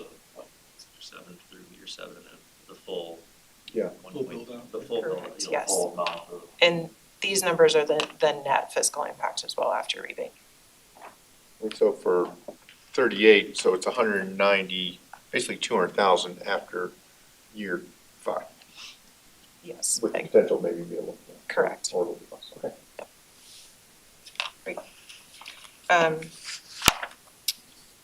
Yes. So that amount is the annual amount or the, Annual. okay, not the cumulative amount? That was my confusion. Yep. Sorry, thank you for letting me ask this question. That's why you're getting a salary raise. Just following up, that's what I'm doing, following up. One particular program I'd like to call out that is included in the incentive policy as well as the revitalization incentive grant. We did see a notable increase in program interest in 2024, which is exciting. We received 24 applications and were able to approve 15 of those for award. That budget, I believe, started off in the year at 100,000, but then due to some additional ARPA funding that came into play, we were able to add 50,000 to that budget, which gives you that total budget there. And I'm happy to report a typo, oddly enough, that the private investment number is closer to 900,000, and that is also a conservative estimate based on estimated from numbers from the applicants at time of their submission. So that is a $900,000. I don't understand that 900. So what is that 900? So the way this program operates is it's a match grant. We'll match up to 50%, up to 20,000, I believe. Jamie can correct me if I'm wrong there, but it's essentially to just give some additional boost, right, to those applicants who are looking to do those external improvement of business storefronts and community So aesthetics. Like $1 million So- of value investment. Yeah. City did Correct. 150 and private was 900,000. Correct. So the 900,000 represents the amount that the business is also putting into the project. Don't you, I mean, what businesses are, is it 100 businesses or 10 businesses or is it? It's from 15. Yes, 15. Oh, 15. Mhm. Says right there. That's why you got the raise. I will also It doesn't say add, it right there. It only says 15 approved.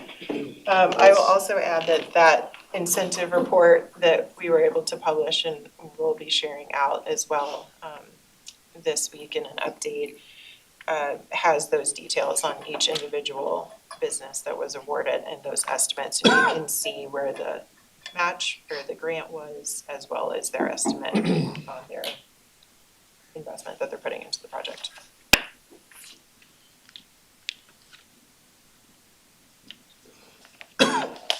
As mentioned, and I'm glad it was, something that doesn't get all that much attention, but is critical to the work of an economic development team is that constant effort to attract businesses, to retain businesses, and to expand businesses. So just that the countless engagements and touch points that the team has to make, ranging from local community members, local businesses, residents, all the way up to international projects. That work is tireless, it's everlasting, and it's really the core of the work for the team.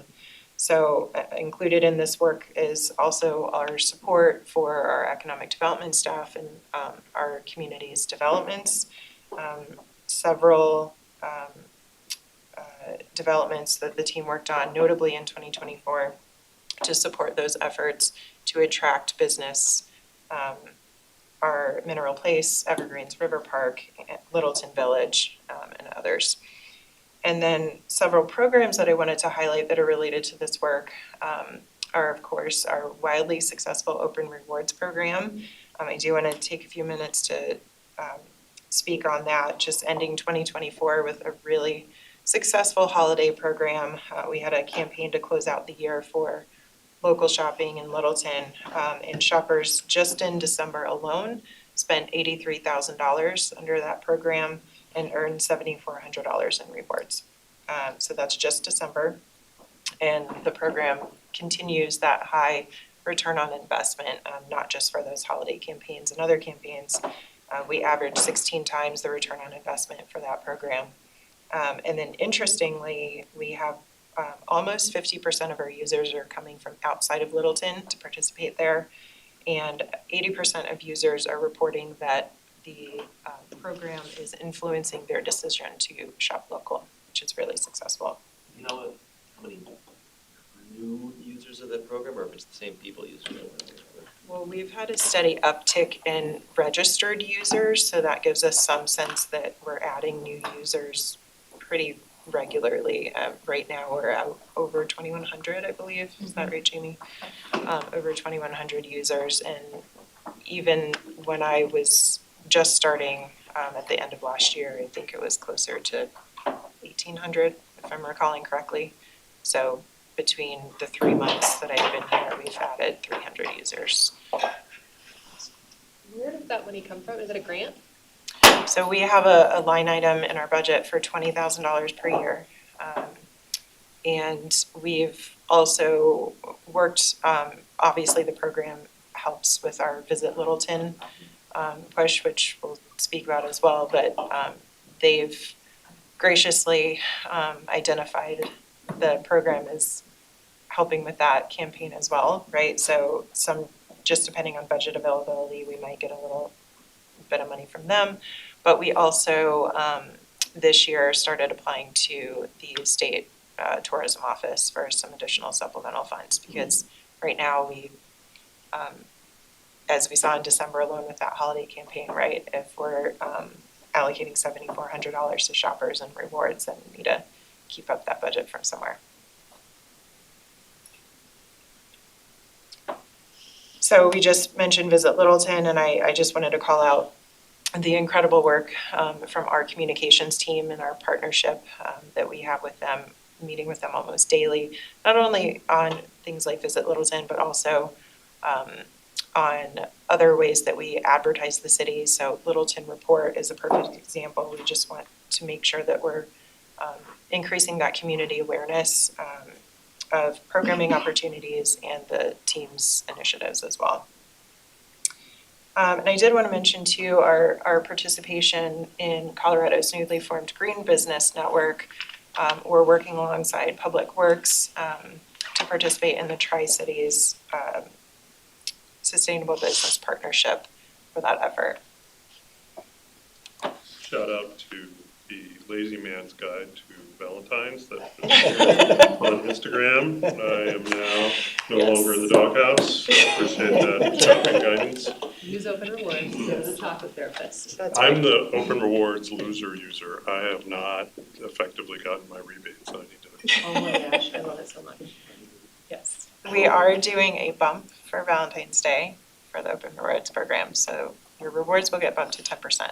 Okay. If you sign up. waiting to buy dog food till Friday.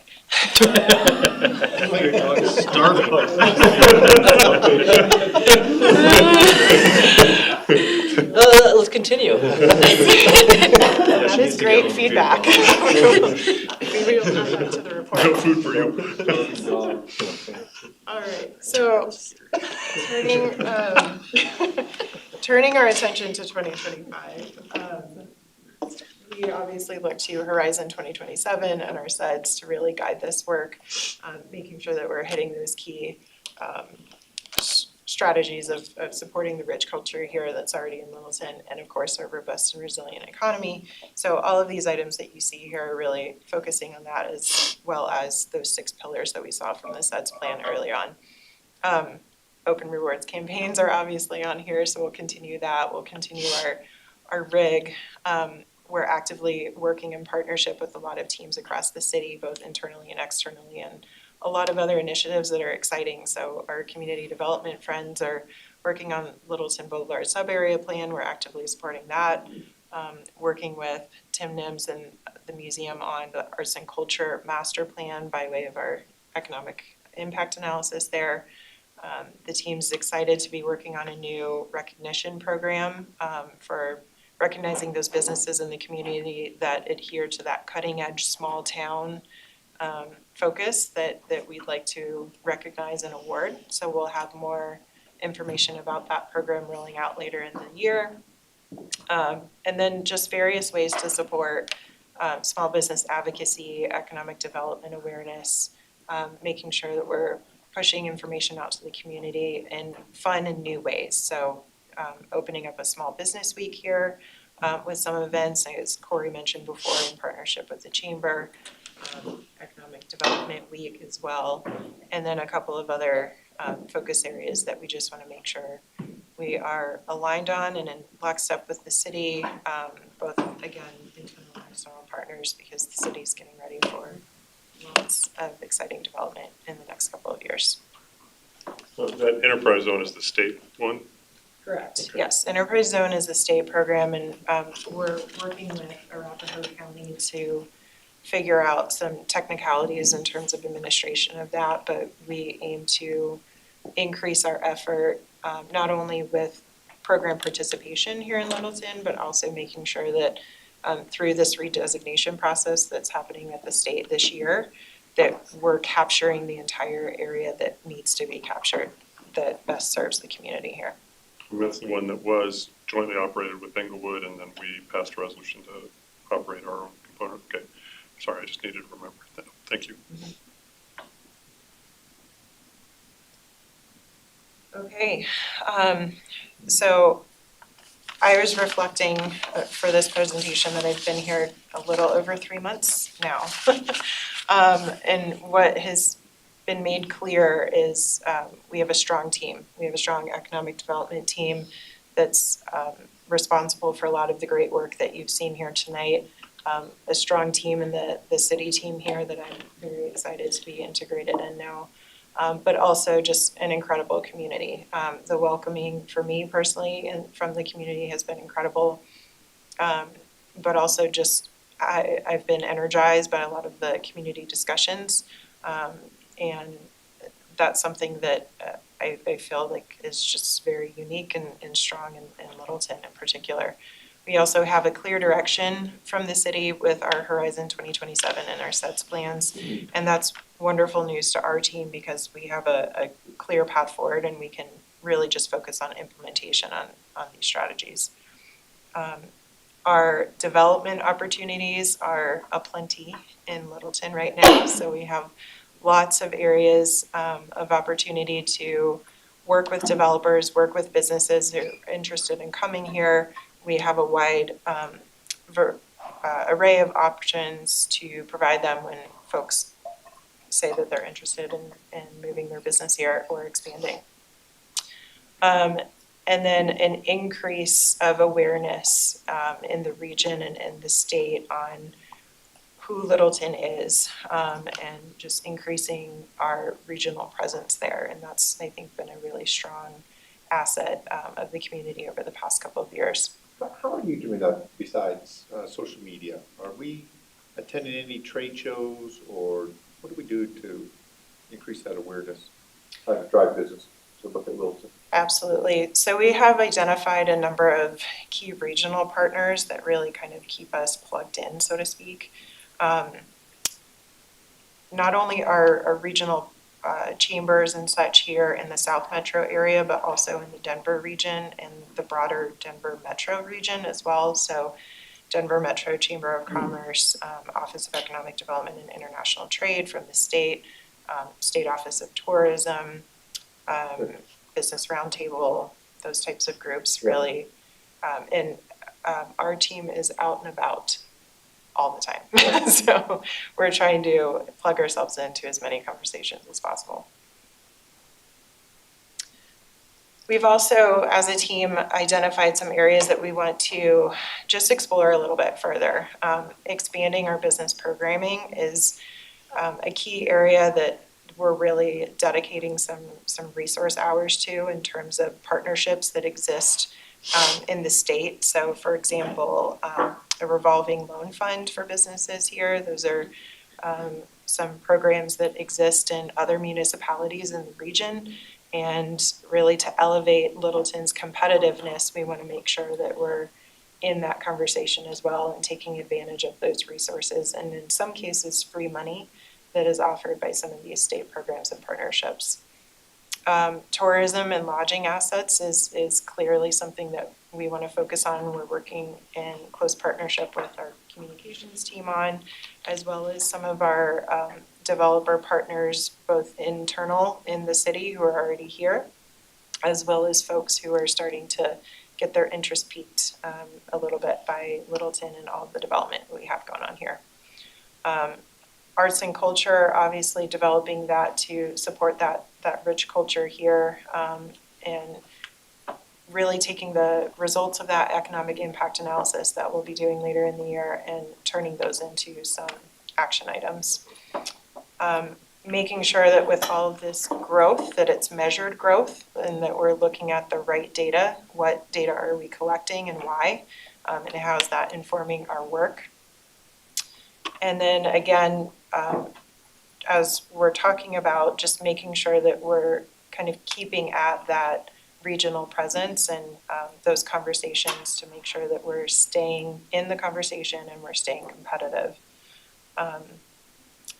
And with that, making sure that we're strategic in our development and the way that we support development. So just looking at, for example, the technical assistance that we provide to developers coming in, how can we facilitate that process a little bit more?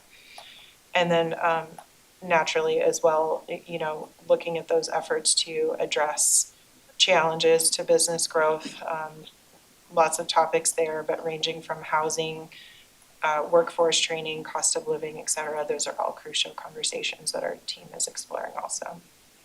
I think that is all we have prepared for you tonight, but we are happy to take some questions. Lots of questions. Littleton Brewery, when that? According to their Instagram post yesterday, mid-March. Okay.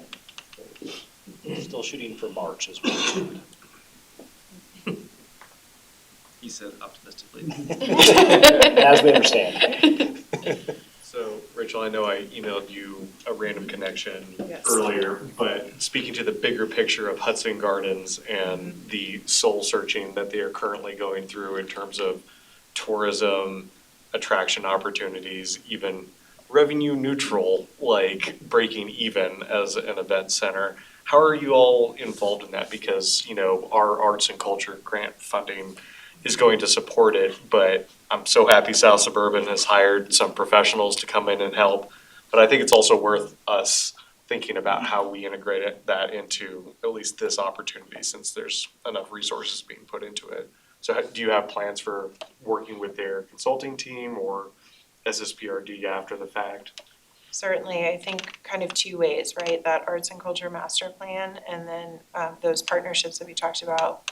South Suburban is one of those key partners, right? So they're on our short list of partners that we, that's on our engagement plan for 2025 as well, to make sure that we are informed by the discussion and can participate when we can to help guide some of that discussion. Right now, we haven't seen a lot of detail necessarily from that conversation, but we're excited to learn more. Yeah, I know they're kind of in that community engagement Exactly. phase and coming up with random ideas, but I think we have a vested interest in how it connects with the broader, not Littleton tourism, the DDA, all that kind of stuff. And yeah, it's part of our arts and culture programming, but ultimately they gotta own it, and I think they could probably use all the help they could get right now if they don't have an executive director. Certainly. Other questions? I just have a question with the kind of the economic environment, nationwide and in Colorado, how sales tax is kind of leveling off.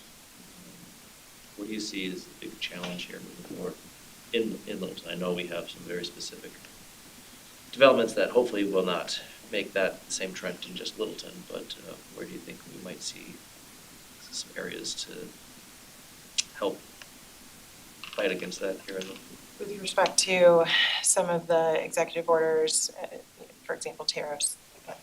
I'm just thinking, sales tax are down. I mean, it's flat growth. So I mean, the fact that the city derives most of its revenue on sales tax. I mean, I know that other cities are kind of worried with that.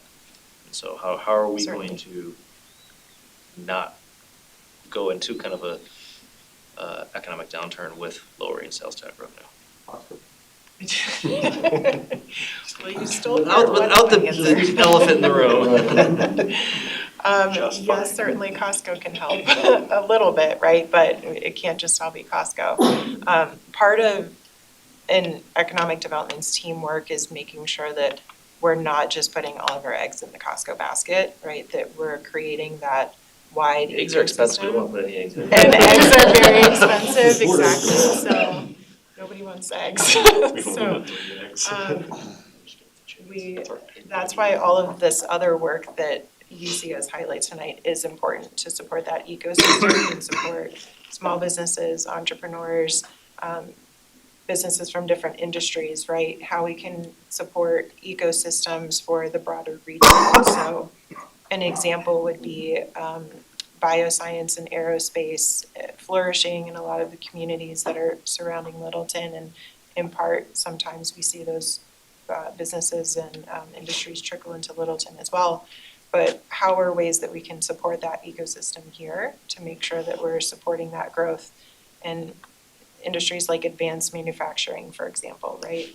Manufacturing isn't what it used to be, so they don't need 200,000 square feet of warehousing space to do manufacturing anymore. We're talking about like small scale 3D printers. So what are some creative ways that the team can think of to support all of those businesses across different industries, different sizes, from not only local, regional efforts, but also engaging with some of our regional partners, Denver Chamber, the state, to expand our presence, possibly even nationally, if not internationally, and continue that interest and growth. But it has to be measured and it has to be based on what the community can support. And that's something as well that we're also starting to plug into working with the city leadership team, city manager's office, on all of that strategy as a city overall, working in lockstep, for example, with Adrienne as she's focusing on long-term financial planning for the finance conversation that's coming up after us tonight, right? So all of those conversations plug into each other, and we just have to make sure that we're doing our part to support all of those players in each of those arenas. So hopefully that answers your question. And I want the team to add in too if they have any additional thoughts, but.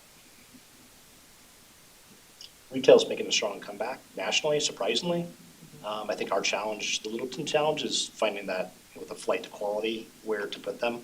So, River Park and Mineral Place are the big opportunities that we'll see come to life in 2026. We'll see some doors open this year, but many more in '26, so. Is there a place on your site that has just a one-page update on these different projects, like Columbine Square, you mentioned Littleton Business Chamber, just, dates or where it stands in the process, anything where it's just a quick snapshot of what's going on around the city? For developments, for project developments. Right. I believe community developments page has Yes. those regular Okay. updates. We still have the development activity list, which has a whole lot of information about status.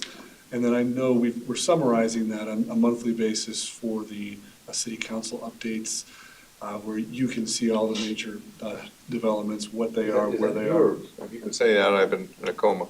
No. The weekly updates that we have on Fridays for council, once a Right. month, we Right. have a more extensive update on all the projects for the status and the process and where they are as they move forward. I think he's asking for the public can go look at some of these things. Yeah, I think the development activity So it's list. only been out there a couple times. Yeah, I do read that and I don't remember Well, seeing a I whole mean, I bunch of think as someone who uses the DAL quite a bit, it's not a very effective site for the general public to use. So I think you want some kind of dashboard that says, hey, these are some of the big things, so people can pay attention.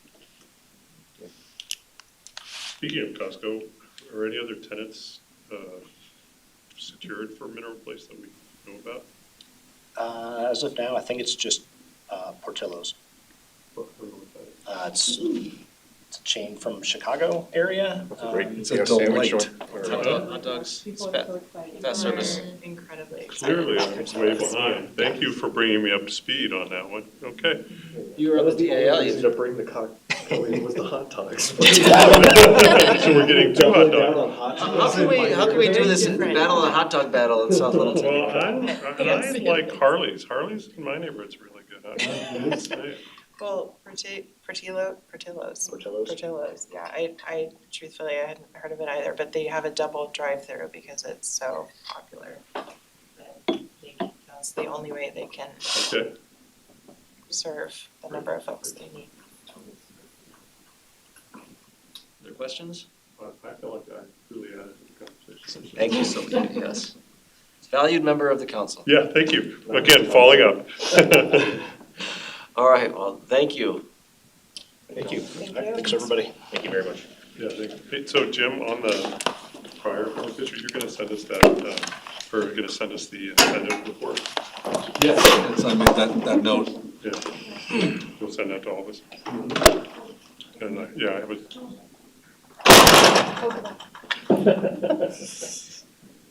As we have Adrian work her way up here.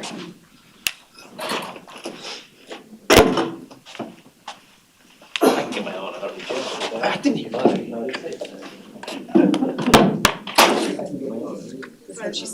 I'm not lazy.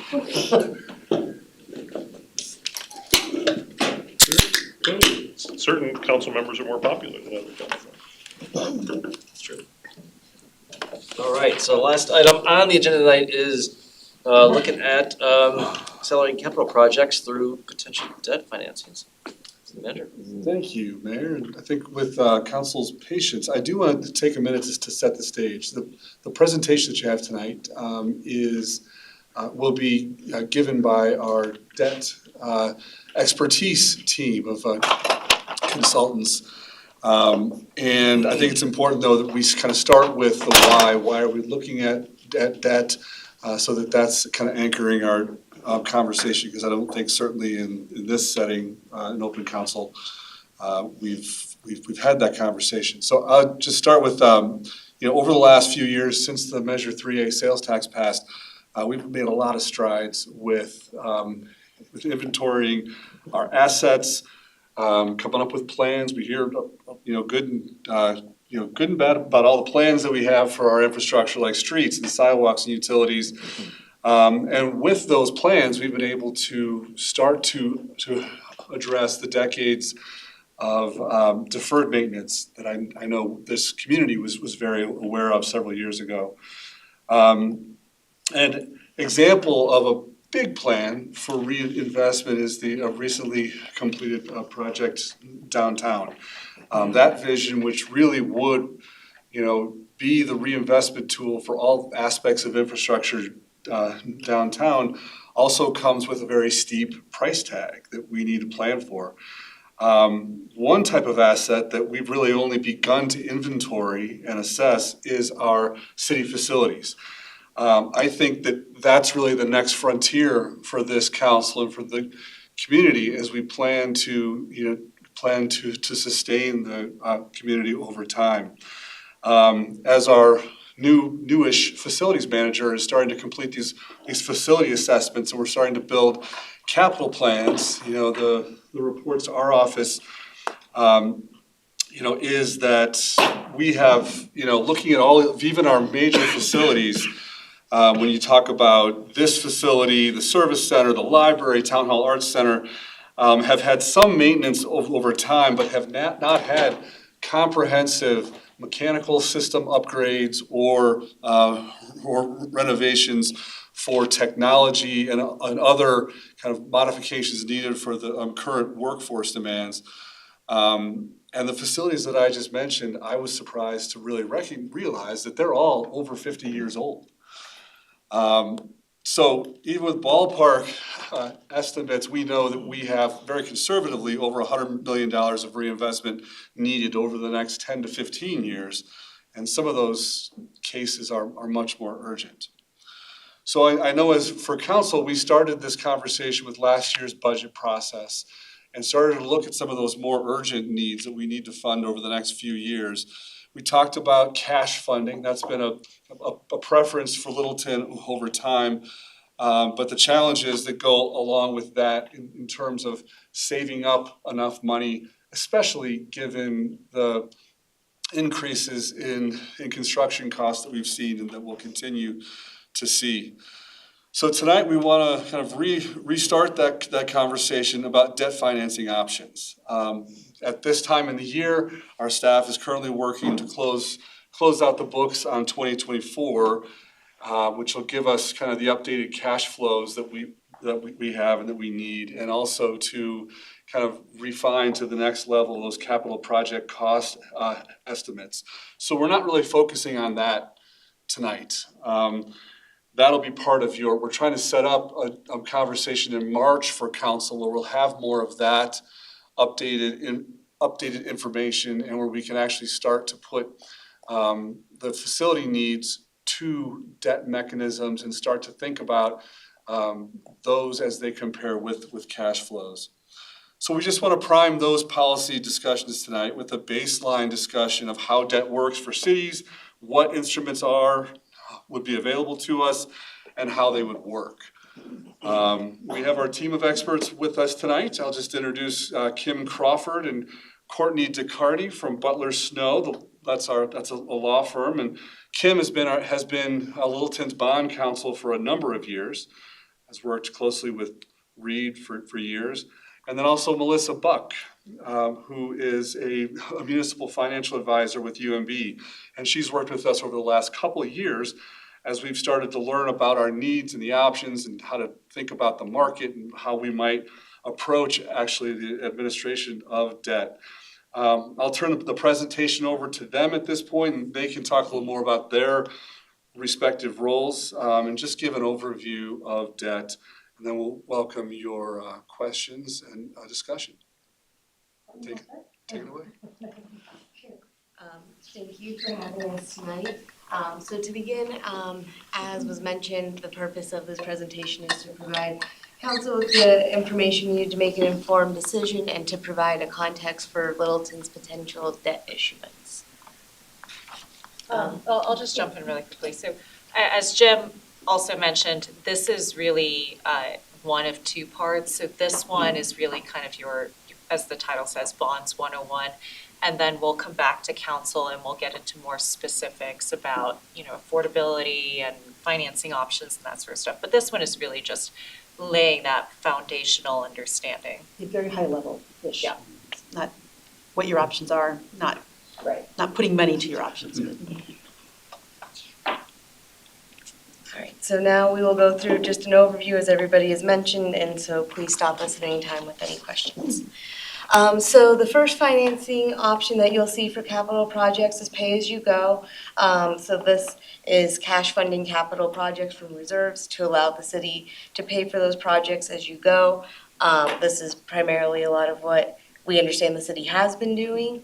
The advantage to this is that there's no debt issued, but there can be the backlog as was mentioned. The second financing option is the City Council could receive intergovernmental revenues, which are typically in the form of state or federal grants. This is generally an option for water and sewer utilities that we see, things like of that nature. And then the third option is debt financing, which is kind of the purpose of this presentation. And so there are municipal bonds or bank loans, and we will go through those options. Melissa, did you want to talk about advantages and disadvantages? Sure, happy to do that. I'm just So commonly, you know, I get questions from a lot of my clients on, well, what are the pros and cons? What are the advantages and disadvantages of issuing debt? Well, the advantage is, well, you have an accelerated project timeline. If you think about how many years would it take you to save up to fund a particular project versus being able to utilize debt right now and repay that cost over time. And then while you think about that too, also remember that we are in a fairly high inflationary environment. I mean, what you see on the CPI report is not reflective of construction costs. I mean, certainly, like as every single one of my clients has told me, if you got a pre-COVID construction bid, you might as well double it. So we've seen a lot of increased costs there. And so being able to debt finance something allows you to afford a project much sooner than it would be if you had to save up over time to pay for that project in cash. It also allows you to spread the cost of that project over future residents that will also benefit from that facility. And then there's just, I'm not gonna go through every single one. Opportunity cost, if you use cash reserves for one project, well then obviously you can't use those same dollars for another project. And then as I mentioned, locking in today's construction costs. The disadvantages, as you might expect, there's debt service costs, you're paying interest, right, on that financing. And not so much in the city's case, but it's certainly in other municipalities, there could be a potential impact on the credit rating, meaning if you get out over your skis, if you become over leveraged. But that's not really a problem for the city right now because the city doesn't have any existing general debt. So if we go to the next slide, do you want me to talk about this or Courtney? Okay. So a bond essentially is the evidence of debt, and municipal bonds are defined as debt securities issued by local and state governments to fund public improvements. Municipal bonds do bear a stated rate of interest that matures on a certain date, and at that time a fixed sum of money plus interest is then payable to the bondholder. Municipal bonds are commonly structured with 20 to 30-year terms to align with the useful life of the project. And you'll see on that chart what some of the general purposes of the proceeds are. Education is a big portion, but then there's the general purpose, utilities, transportation. So you can kind of see that there. Okay. So types of municipal bonds. There are the general obligation bonds, which are not secured by any assets, but they are backed by the full faith and credit of the issuer, including the power to tax residents to pay bondholders. We commonly see these types of bonds used for police stations, K-12, city halls. These types of bonds, these general obligation bonds, do require voter approval, and the next election then general election would be in November. The next type of bond is a revenue bond. These are bonds that are not backed by the government's taxing power, but by a pledged revenue source for a specific project, for example, sales tax. They're commonly used for a specific project, power, water, sewer, a downtown area, things of that nature. voter approval may or may not be required depending on what the constraints of the charter are, which I know we will go through later in this presentation. A third option then is certificates of participation. This is not considered debt. It's a lease financing that is used to acquire or lease real estate. Essentially, an investor purchases a share of the lease revenues and the issuer then pays investors via the lease revenues. Voter approval is not required, and so essentially the certificate is purchasing an interest, I guess. It's not debt. These are not multiple fiscal year financial obligations. They're subject to annual appropriation, so they don't have to be voted under Tabor. And then finally, in the other category, we have special assessments, which involve the formation of a special improvement district by the city. And special assessments are charges that are applied to individual properties in the amount of the benefit that is conferred on the property. Private activity bonds are just another type of bond where you have a private issuer then, and it wouldn't necessarily be as applicable in this situation. It's not very applicable, but what you commonly see for private activity bonds would be like airports, where you do have a strong amount of private use, like the airlines. Hospitals could be another one. And these are all, I mean, it's not really applicable to what the city's debt context is, but just to give you guys an idea of what that looks like. And finally, your conduit bonds, which are issued by the issuer in order to loan those proceeds to another party. And so again, not necessarily applicable to the city situation here today.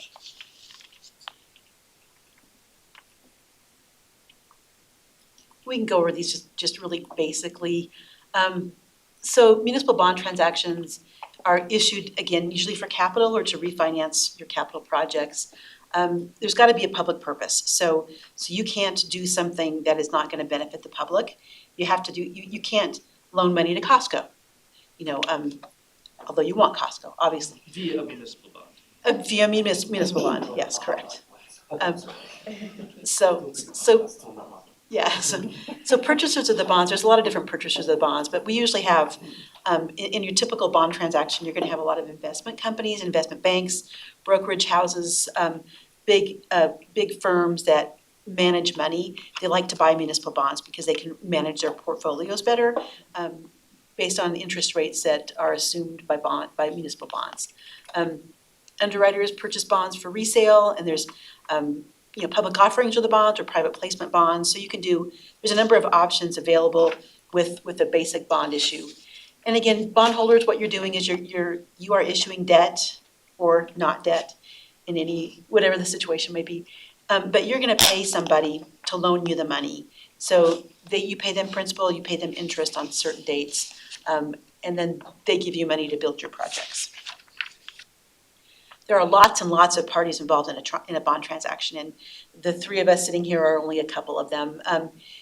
Melissa would be your financial advisor. So she's municipal advisor up there. She is actually works for the city. So she's got a fiduciary responsibility to the city. An underwriter is a bank or investment bank, some sort of company that's going to buy your bonds, sell your bonds.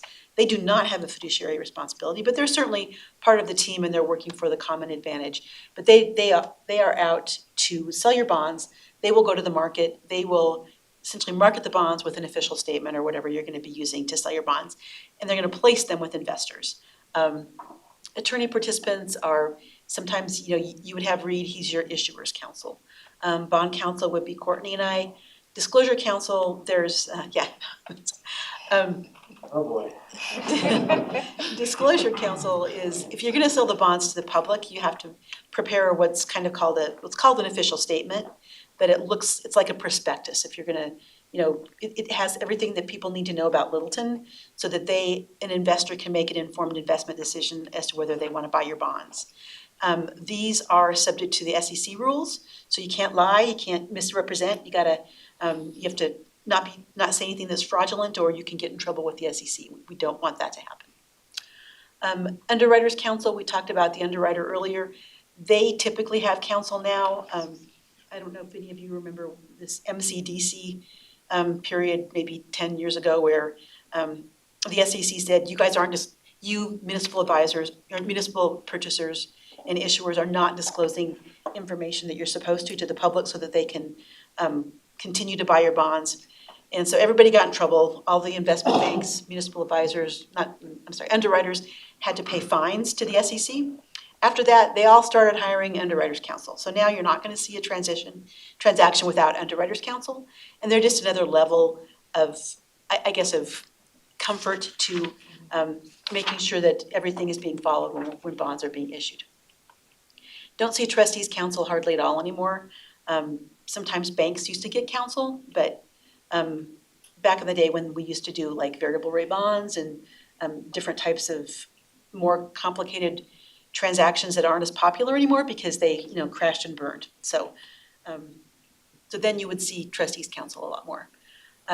You're always going to have a paying agent because a paying agent is going to be your bank, and they are going to be the conduit between you, the issuer, and the buyers. So they're going to send you an invoice every 6 months. You're going to pay them, and then they're going to pay your bondholders. Registrar, they're just the people that keep track of who your bondholders are. And a trustee is not necessarily one that you'll need unless you're going to have like a certificate of participation where there is money that's going to be held in trust for certain, for the benefit of the certain purchasers. Other participants can be bond insurers. See them occasionally, not as much with stronger credits. Letter of credit providers, hardly ever see those anymore. Nobody wants to do it. The banks that used to do it want out. Again, hearkening back to our variable rate bond issues and stuff like that. Rating agencies, you're gonna have to talk to a rating agency. They're gonna tell you what your credit score is, and then based on that, you can get better interest rates on your bonds. We'll bookmark this slide for someday when we're talking about the cost of issuance. This is why. All the where those attorneys costs are, go. Look at that list of attorneys, I'm sorry. And those costs cannot be folded into the actual They can't. debt, or they Oh, they are, Yeah, yeah. they are, Or yeah. was that- It I doesn't wasn't come out of sure your there general was a fund. portion that was not allowable to be folded into the cost of debt issuance, but. Well, if you were doing like a private activity bond or a 501c3 bond, the IRS has certain limits on how much can be spent for cost of issuance. But if you're doing a regular general type governmental bond, it can be, Yeah. What kind of credit report is pulled on the city? I'm sorry? What type of credit report? Is it a credit report? It's or- not, It's not it is a credit report, but it's not gonna be like your FICO score or anything like that. Okay. So there are two, well, there's more than two, but the two primary credit rating agencies out there are Moody's and Standard & Poor's. So what they do is that they have their own internal methodology, and they will mark the city and they'll issue you a rating that's AAA would be the highest, Right. all the way to below investment grade. Once we have direction from council, if we do, to kind of go down the bond route, that bond rating process is significant, and it'll be some effort for us, but it's important. That's one of our first steps, I would Yeah. think. Yep, so, Every time you issue a P card, it goes down, right? every time, it depends who it Every is. P card lowers the rating of it. Are those internal methodologies for those rating agencies transparent? Is that like something we can look at? They are published, Moody's is a little bit more mathematical, yeah, I mean, ish, right? Because the credit rating agencies, they publish their methodology and really they only started doing that after 2008 with, how they rated all the structured CDS type stuff that blew up. They rated all AAA. Obviously, it wasn't the gold standard. Anyway, so they do put out their methodology, but it is a science just as much as an art. So an analyst could go to, their credit committee when they're assigning all of these ratings and say, hey, even though the metric, the scorecard says it's a AA, I really feel like it has more something in line with an A. And then they won't really give you, true feedback on why that is. But it is, as Jim mentioned, it is an extremely important part of the financing process because that will dictate what sort of rates that you ultimately get on any financing. next slide, again, I've kind of talked about this, as I said, the underwriter, they're the ones that are gonna sell your bonds to the market. They do not have a fiduciary responsibility to the city. Melissa, as a municipal advisor, bond counsel, disclosure counsel, we work for the city, so we are representing you, and our obligations are to you. So we are your attorneys as well as Reed in the financing, and we are doing things in your best interest. Methods of sale, Melissa, do you want to talk about these a little bit? Sure. So there are three primary methods of sale. Negotiated, where you select your underwriter, meaning the person that's going to buy the bonds and then resell them to the public, and you will discuss interest rates and compensation and all that stuff. Competitive sale would be more like an auction where you would publish what's called a notice of sale, and then on a particular day and time, you would get orders in from those underwriters. And then the last one is a private placement, which in most cases is a bank loan. You don't have to make a decision on any of this right now. This is just giving you an idea of the three methods of sale. And then your city charter requires a competitive sale unless you can negotiate those interest rates to the city's best interest. If the city wanted to do a negotiated sale, then I could certainly help in that regard. I mean, it is certainly one of the reasons why people hire a municipal advisor, to negotiate with any underwriter. But like I said, you don't have to make any decisions right now. This is just for your edification. Mostly people do negotiated sales. There's a couple cities like Arvada, Loveland, and Fort Collins all do competitive sales. I'd say Denver Water does competitive sales. Boulder Valley Schools, Cherry Creek Schools generally do competitive sales, although Cherry Creek did not this time. Yeah. But so I think there's a lot of There's a lot of consideration that goes into what makes the most sense, and it is very specific on the type of financing, but then also the market. Right now, we're in an extremely volatile market, and the reason for that is, two things, right? Like, one, the prospect of tariffs right now, and that's pushing up short-term rates. The second part of that is a Fed that doesn't really see the need to lower rates. So the market has been reacting daily to all the headlines that everybody has been reading. And so in a situation like that, you might consider doing a negotiated sale. In a different situation where if you have pristine credit, like your AAA, you're a frequent issuer, like if, for example, State of Colorado, let's say State of Colorado were to issue 50 million, GO, most people will say, yeah, you could probably just do a competitive sale and you will have a lot of bidders on that day when you publish, when you start taking those orders. So anyway, there's a lot of consideration that goes into that, and then if the city gets to the point where you want to issue debt, then we would have that conversation and go through the pros and cons of each method. Let's say we go for $100 million bond. When you say, when they start taking those orders, are you saying one entity might say, I'll take 10 million of that? No, Okay. so it's an all or none. So you might have, let's say, 100 million, JP Morgan might say, okay, I will take that 100 million and here's the scale, here's the rates that I propose for that. And here's my compensation for taking on those bonds. Another person would be like, Morgan Stanley would come in and bid on that. So it would be your large broker dealers, not individual block sizes. now we get to talk about Tabor, Everyone's favorite subject. everyone's favorite subject. And I imagine you're all pretty familiar with it, but as you know, Colorado requires voter approval for any debt or tax increase. So some home rule charters have different provisions, but like Broomfield, for instance, they became a city and county after Tabor. So they can't increase taxes without an election, but they can pledge their taxes without an election. So they have a unique perspective, but everybody else pretty much has to vote.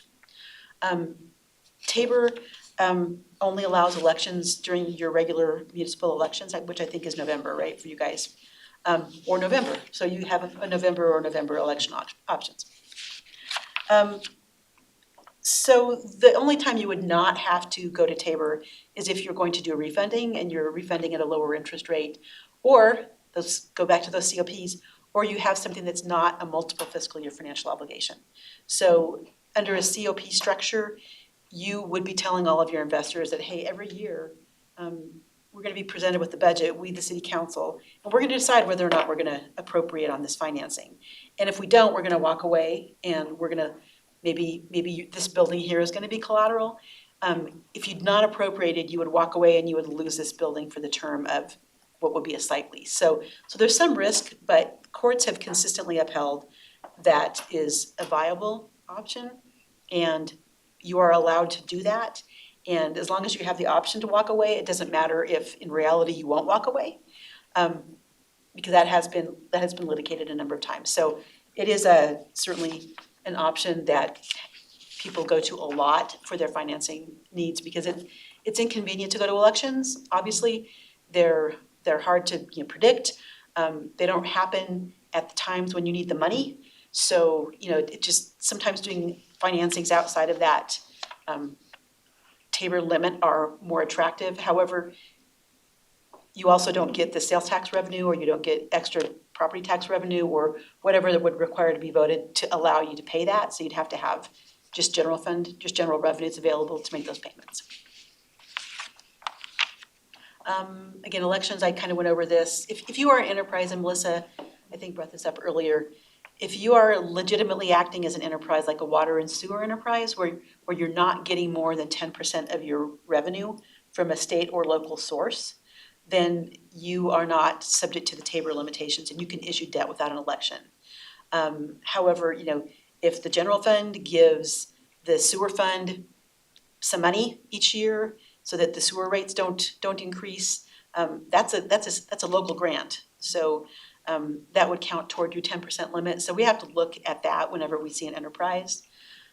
Urban renewal authorities don't have to go to an election under Tabor. Refundings don't have to go to a Tabor vote. Don't see a lot of tax anticipation notes anymore. That's what TANs means, tax anticipation notes. Those were obligations that were paid within a fiscal year, and usually they were issued, I would say, mostly by school districts, because Yeah, it was a cash flow. problem. So like you might have property taxes that come in at a different time than when you have a whole bunch of other obligations like payroll. The state created a revolving Yeah, fund they to did. take care of that. Exactly. Yeah, the state, we don't do those anymore. I mean, honestly, since the state created that revolving fund, we don't do tax anticipation notes hardly at all anymore. But the school districts tap into that fund. A lot of it, yeah. So again, November is the elections. I'll try to kind of go through this quickly. There's certain deadlines for elections, so I have worked with Littleton on some of your elections, and we try to make sure that you keep your deadlines, but you have to start thinking about elections well in advance of November. So, honestly, if you're gonna plan for an election, you probably should start community outreach, now, and talking to people, having public comments, deciding what you need to do, how much money you need, and start, educating the community as to what you're trying to do. Election questions must be certified by 60 days prior to the election. After that, you can't change the election question.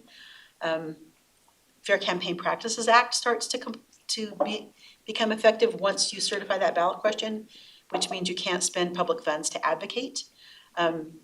You can spend public funds to inform, but that doesn't stop somebody from filing a complaint, which I have been seeing a huge number of complaints recently. I think, again, just kind of the political climate and watchdogs and tax people, and I'm getting a lot more complaints than I used to see 25 years ago. Just there's a lot going on, so you have to be really careful about what you're doing to advocate, or to even, spending any money for informational purposes. Okay. And I think Melissa's gonna talk about generally your taxes, your ability. So in terms of general obligation bonds, the city's charter limits it to 3.7% of the certified assessed value. So what that means is it's limited to 44 million. I can tell you 44 million is not gonna get you much in terms of projects these days. Just kind of depends, but unless the city changes the charter, this is what your general obligation limit would be. Can we hang on this for a second? Mhm. 3.7%, like, what is typical of a charter nowadays? Or is it even in charters? No limit. Is it ever even Yeah, defined there's- in the charter, like nowadays? Like, that's, okay. So you would have to go to an election to have your charter changed. Potential, just flagging for later, ballot questions for Yeah, I later. see very few charters with, there's some, but very few with that limits. Okay. Fort Collins would be 10%, but I'm not aware of a lot of other cities. That's because it's such a horrible place to live. Well, if you're a statutory town or city, there's a debt limit in the statute. Which is 3% of the statutory actual value, you're 3% of your assessed value. So the statutory actual value is a lot higher. So I'm not gonna go too much into this, I think we can go on to the next slide really, and just talk about the advantages and disadvantages. So advantages, typically this is going to be your cheapest source of capital. And especially with Colorado, there's very, very strong market demand. Most geos in Colorado, and including how I think the city's geo credit rating would pan out, is very high. So very, very strong, pristine credit, and there's a lot of market demand for that type of paper. It's also a fairly simple structuring, a very simple transaction. The disadvantages, it would increase taxes, because as part of a geo pledge, an unlimited tax geo pledge means that you will raise your taxes however necessary to repay that debt. That's what full faith and credit typically means. However, Tabor does limit this, and this is what people get really hung up on with school district elections. It's like, you've got a maximum annual and a maximum total repayment cost, so you can't exceed those amounts. So even though the ballot question has to say that we're going to increase your taxes in an amount sufficient to pay the principal and interest of the bonds, people say, well, this is a blank check, and it's not a blank check. It's you are limited by whatever those maximum amounts are in the ballot question. It's just that I'm gonna write a ballot question that people are not gonna like necessarily, because it has to say that, so that you can have a general obligation bond. So if you read school district ballot questions, which is, I mean, they can only do general obligation debt, but it's all got that language in there, because you have to be able to increase your taxes to pay your debt, but it is limited, so you're gonna be limited by the maximum amount that's in the ballot question.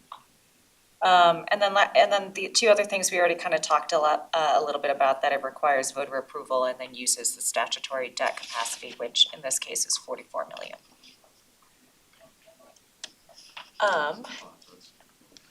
So revenue bonds, in terms of the city, really how you would see this would be some sort of utility, water, sewer, stormwater. Alternatively, it could be a sales tax revenue bond. And what that basically means is that you are pledging to bondholders saying, I will pay you from this particular revenue stream, I will pay you debt service. And it's only limited to that. So it can't be, if I have a utility, let's say a water revenue bond, I can't use property taxes to repay that debt. Bondholders have no recourse to that other revenue stream. For us, the 3A sales tax might be a source. Yes, sales taxes, you obviously have to vote an increase in sales tax, but you could pledge what you already are having as sales tax. And then your ballot question could say that we're not gonna increase taxes because we're gonna use our existing sales tax. But your ballot question does require that you vote debt. So you're gonna have to vote the debt, even if you don't vote a tax increase. But voting a tax increase, again, just gives you more money to pay those bonds back. Water revenue bonds and sewer revenue bonds are a little bit, I mean, from my perspective, a little bit safer because you can increase rates and tolls in an amount to pay the bonds back. Sales tax, you can't do that. I mean, you get what you get, and if you have a bad year and you can't pay your bonds, there's probably gonna be like a reserve fund or something, but you can't just increase taxes to pay your bonds you only get the amount it's in sales tax that you get. The question would be combined if you're going for debt and using the sales tax and you want to raise it, it's the same question or is it two separate questions? It can be the same question. So advantages and disadvantages, dedicated source of repayment. It does not use your statutory debt capacity. And it's more commonly used with revenue generating projects like utilities, or some other mechanism. In terms of sales taxes, we'll just go through kind of the disadvantages, and there's one in particular that I do want to talk about. The city's sales tax relative to your GO rating will probably not come out as high. As a former credit analyst, the way I look at things, which is really how Moody's and S&P looks at it, the tax base, meaning your property tax base, is so much higher and more stable and more predictable of a revenue source than sales tax. And then in terms of how you would rate out, so if putting on my credit analyst hat, I think you'd probably end in the AA category for the GO and COP ratings. For a sales tax, even if you pledged the entire city's sales tax revenues, you might end up probably in the A category. And the reason for that is the service area. Size matters, because if you only, 45,000 people is still a fairly decently sized population, and then you're within the Denver metropolitan area. But keep in mind that the credit rating agencies are marking you against places like New York City, like Denver, like far more populous areas that have far greater sales tax revenues. And then the other part of this is the nature of the pledge. So if I were a credit analyst looking at this, if you were to only pledge your 3A sales tax, that is extremely narrow, and there's a pretty good chance of a revenue shortfall in 1 year or several years. And so what I would want to see would be, how we would mitigate that. It would be greater financial covenants, more stringent financial covenants. So that would mean like a higher additional bonds test so that you couldn't leverage up against that revenue stream. It might be a debt service reserve, which you wouldn't see in a COP.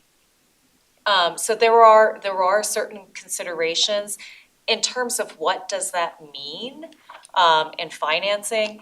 So a GO, if we assume that that's the gold standard and your cheapest cost of capital, a COP would probably be one notch lower on the credit rating scale, so you might be looking at 5-7 basis points. So for every $1 million the city borrows, that's an additional $500 to $700 in interest cost. For an A-rated sales tax, you might be looking at 15 to 20 basis points. And that would be like $1,500 to $2,000 more for every million that you borrow.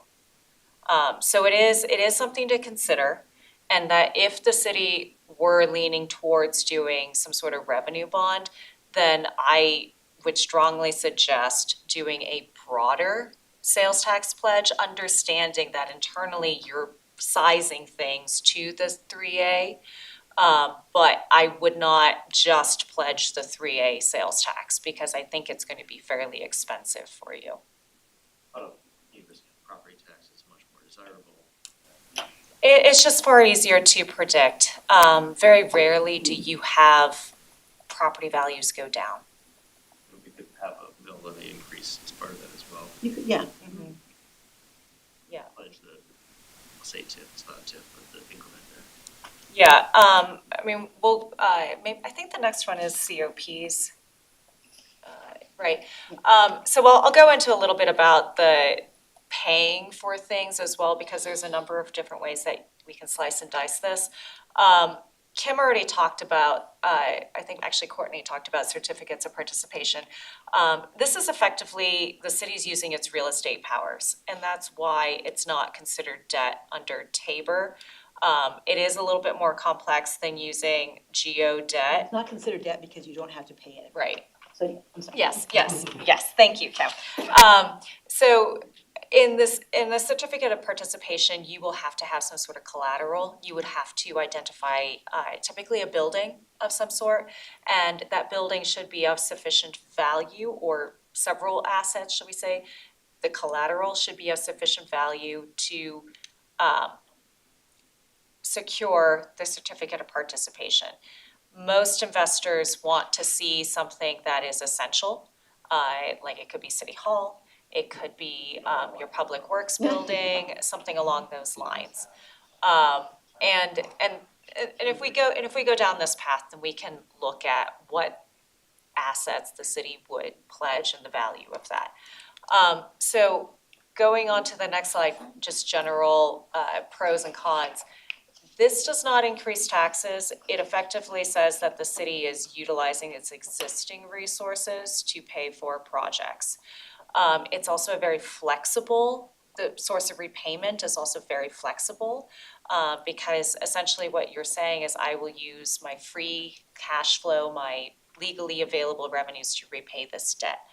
And that internally, you can figure out whatever source of repayment you want. And then we would just size the bonds according to that repayment. So if it is the 3A, then we would size bonds, for example, maybe it might be, I don't want my annual debt service more than $2 million a year. You know, we would size the bonds according to that. And so it is a little more complex than GOs, but as I mentioned earlier, they price right on top of a GO, and it's extremely common in Colorado to use this method. It is a way to, lack of a better way of saying it, like issue debt without having to go to voter approval and to get a project done. Because the other side of this too is what happens if you go to voters and you ask for their approval to do a project and they say no. But then you have to do the project, and then what's your plan B? If we leverage City Hall, for example, is it apples to apples? So they say, City Hall's worth $20 million, so we're gonna give you $20 million? Or they're gonna say, no, we'll do the $100 million. Okay, so it's what it is. Ish. Yeah. Yeah, About 85%. Yeah. okay, 85% of. So if you were looking to, above, yeah. Okay. So if you were looking to issue $100 million, we would need a number of assets that equal $85 million. 85, okay. They're insured value. Yeah. But what we do, I'm sorry. Pardon me, when you're finished, I just have a point to add there. No, go ahead, because I just, Melissa, can you speak to one point on the last slide, just the ability to leverage the value of the asset that you might be constructing, if it's a facility, for instance? Right. So in Colorado, you can pledge the to-be-built asset as collateral for your certificate of you participation. just can't get it insured Yes, with a bond insurer. right. They don't like construction risk. They don't. So the bond insurers, they take a little bit more conservative of credit view. So they don't like construction risk.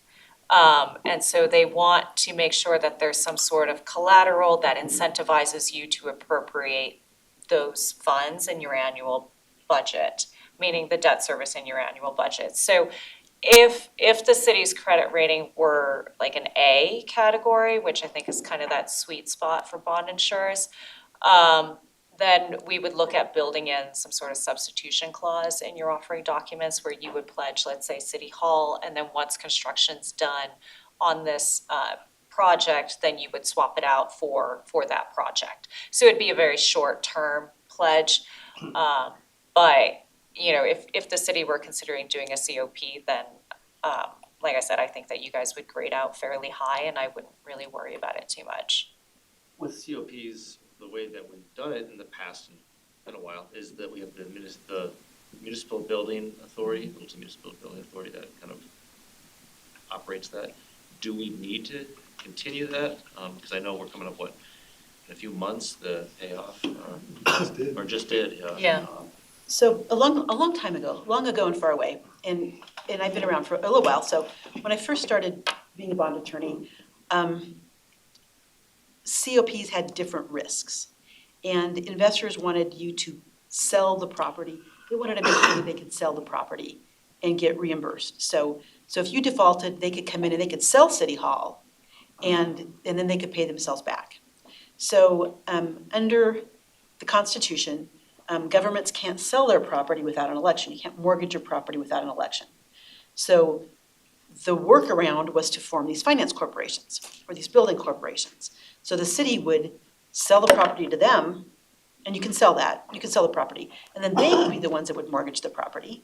And so everybody was happy because they had this hook to where if you're not appropriated, they could come in and sell your building. And then there was really no issues with certificates of participation or annually appropriated deals. So people, as you progress, got a lot more comfortable.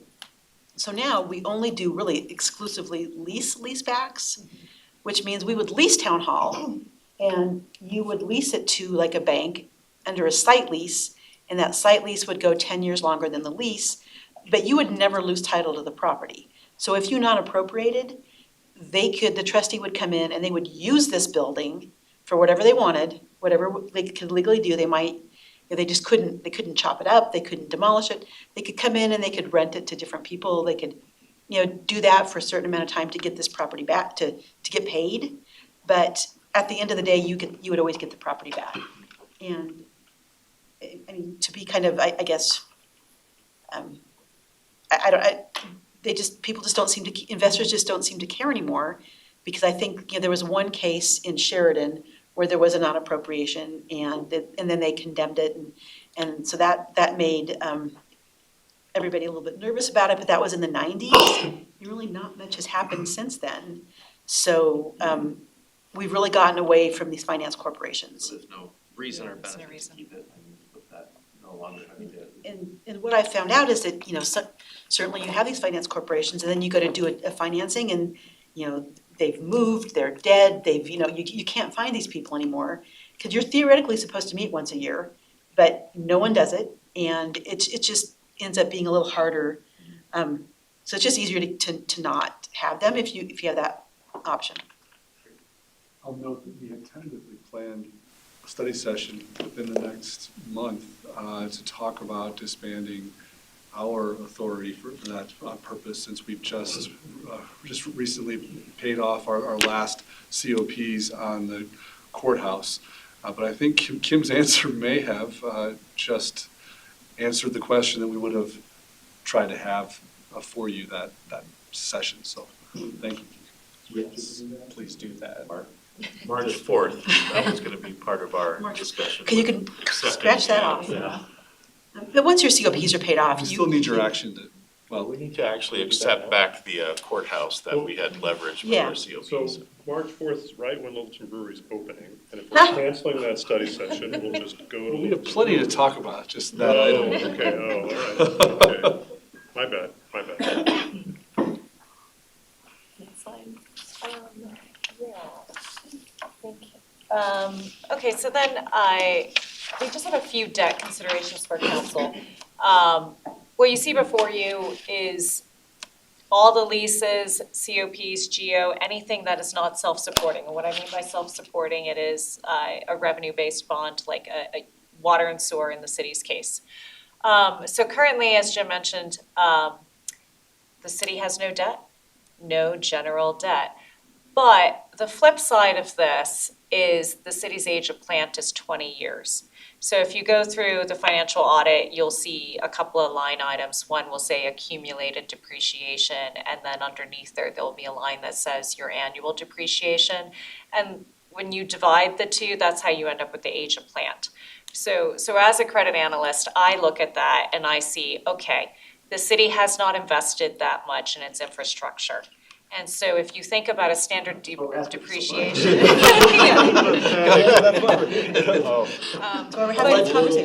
So I mean, the 20 years is a credit negative for the city. And it says that the city needs to invest in its infrastructure because you do provide services, You also don't want things to become a liability, where they fail, where things get to the point of failure. So it is something to consider as the city moves forward and thinks about, issuing debt. But I think infrastructure, I think roads, bridges, that type of stuff. Is that what you're referencing, or are you talking about physical buildings? Streets, buildings, Everything, Okay. yeah.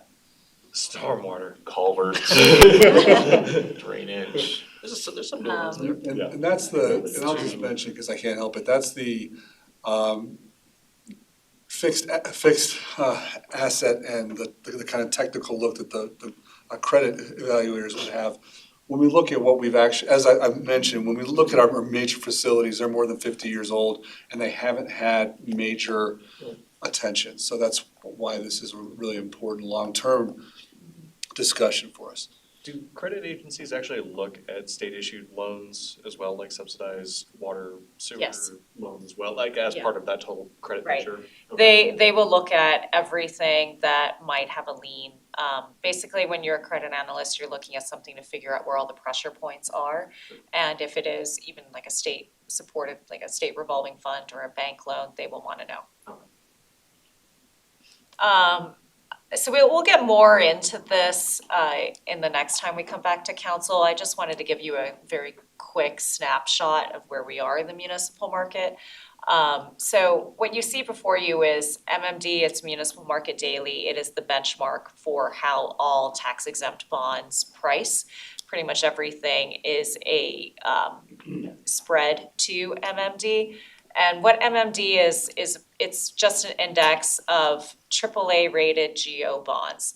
And you have everything from AAA down to triple B, basically. And so you can see a couple of really big historical events. The financial crisis where rates really spiked. And then in 2021, when money was really, really cheap. And then since then, you can see in 2022, when the Fed really started hiking up rates, we see that with municipal bond rates as well. And then since then, everything's been fairly volatile. And in terms of where we are with historic averages or norms, I would say we're slightly higher than 20 years, but the past 10 years have been a declining interest rate environment, which is a little bit more unusual. If you think about, 10 years for 3% or whatever it may be, I think the vast majority of people would be very happy to get 3% money for 10 years. And then even with 30-year bonds, the rates might be a little bit higher than that, but still very attractive relative to other sources of capital. And then I think the last couple of slides, so I mentioned at the beginning, this is part one of a two-part series. The next part we'll come back to City Council and really go through some of your options and talk about those details and more in depth. Kind of just thinking about where the city, thinking about the city's debt conversations. Right now, we're just in a needs assessment. We're just trying to figure out what makes sense for the city and what, how much the city could afford and what the priorities are. After that, we will bring anything, will come back to council for a direction to proceed. And if the direction is, hey, I want to do voted debt, then we would do an election. And then really when you start talking about doing a financing, you're looking at 60 to 90 days from soup to nuts, from saying, okay, let's mobilize the entire financing team to delivery of bond proceeds. And the two things that are really gonna drive the timeline on that are council, how long it takes to draft the due diligence, I should say the offering documents, and the credit rating process. So those are the two things that will drive the 60 to 90 days. And then one last thing before we take any more questions that council may have. Some fairly common questions I get from people are, when we talk about debt, is will my taxes increase? And the answer to that is it depends. If you do certificates of participation, they will not. If you do a sales tax revenue bond, maybe depending on what council wants to do. If you do GO debt, probably. How does the debt impact Littleton's financial future? If properly structured, then it allows the city to invest in the infrastructure without draining current reserves or putting the full burden of paying for a particular project on current residents and taxpayers. The last point, it really allows cost sharing between generations. So if you have an asset that's going to last 50 years, many people in municipal finance would say it's not really fair to place the full burden of that project on people now when you have people 40, 50 years from now that are also going to be enjoying that exact same asset. Meaning that they should contribute as well to that project's cost. And then lastly, why can't we do pay as we go? A lot of people would like to be debt free, and they think that that's a really good thing to have, which it is. Major capital improvements require a lot of money, and especially in this environment, dollars just don't go as far as they once did. So if the city waited to invest in this infrastructure, you might have to wait a lot longer to save up enough money to fund that project. And at the same time, you're also taking the risk that the construction cost of that will continue to increase over time. So it's the exact same conversation we've been having for a lot of people with housing affordability. It's the same thing with construction projects. Really, it's still, we can pay as we go, we could have to drag up taxes and get all the money down. You need voter approval. So other than that, I mean, we've had a few questions, but Kim, Courtney, and I are all happy to answer any more that you guys may have. Questions, council? I just want to double check. I think you said that the right now, the spread between a certificate of participation and a GO bond is roughly, and it's not a promise, 5 basis points? Yeah, I would say 5 to 7, typically speaking. Like I said, the market's been pretty volatile, so it's a moving needle, but historically speaking, But it's the range. It is a range, and in terms of Colorado financing, COPs are very close to how GOs would price. Great. I have a comment, but not a question. When do you go out for bid? Is that in that end of that 90 days type thing, or do you start laying some groundwork with the investors ahead of time? Is it just one bid, like on that given day you're putting out to bid? Or is it, if we don't get the numbers we like, do we bring it back to another bid? You can do both. So in a competitive sale, which I think is what you're talking about, then generally speaking, we post what's called a notice of sale. Okay. And that goes out to all the various underwriters, all the various broker dealers, and telling them, okay, on this date, at this time, we will accept bids for this particular debt issue.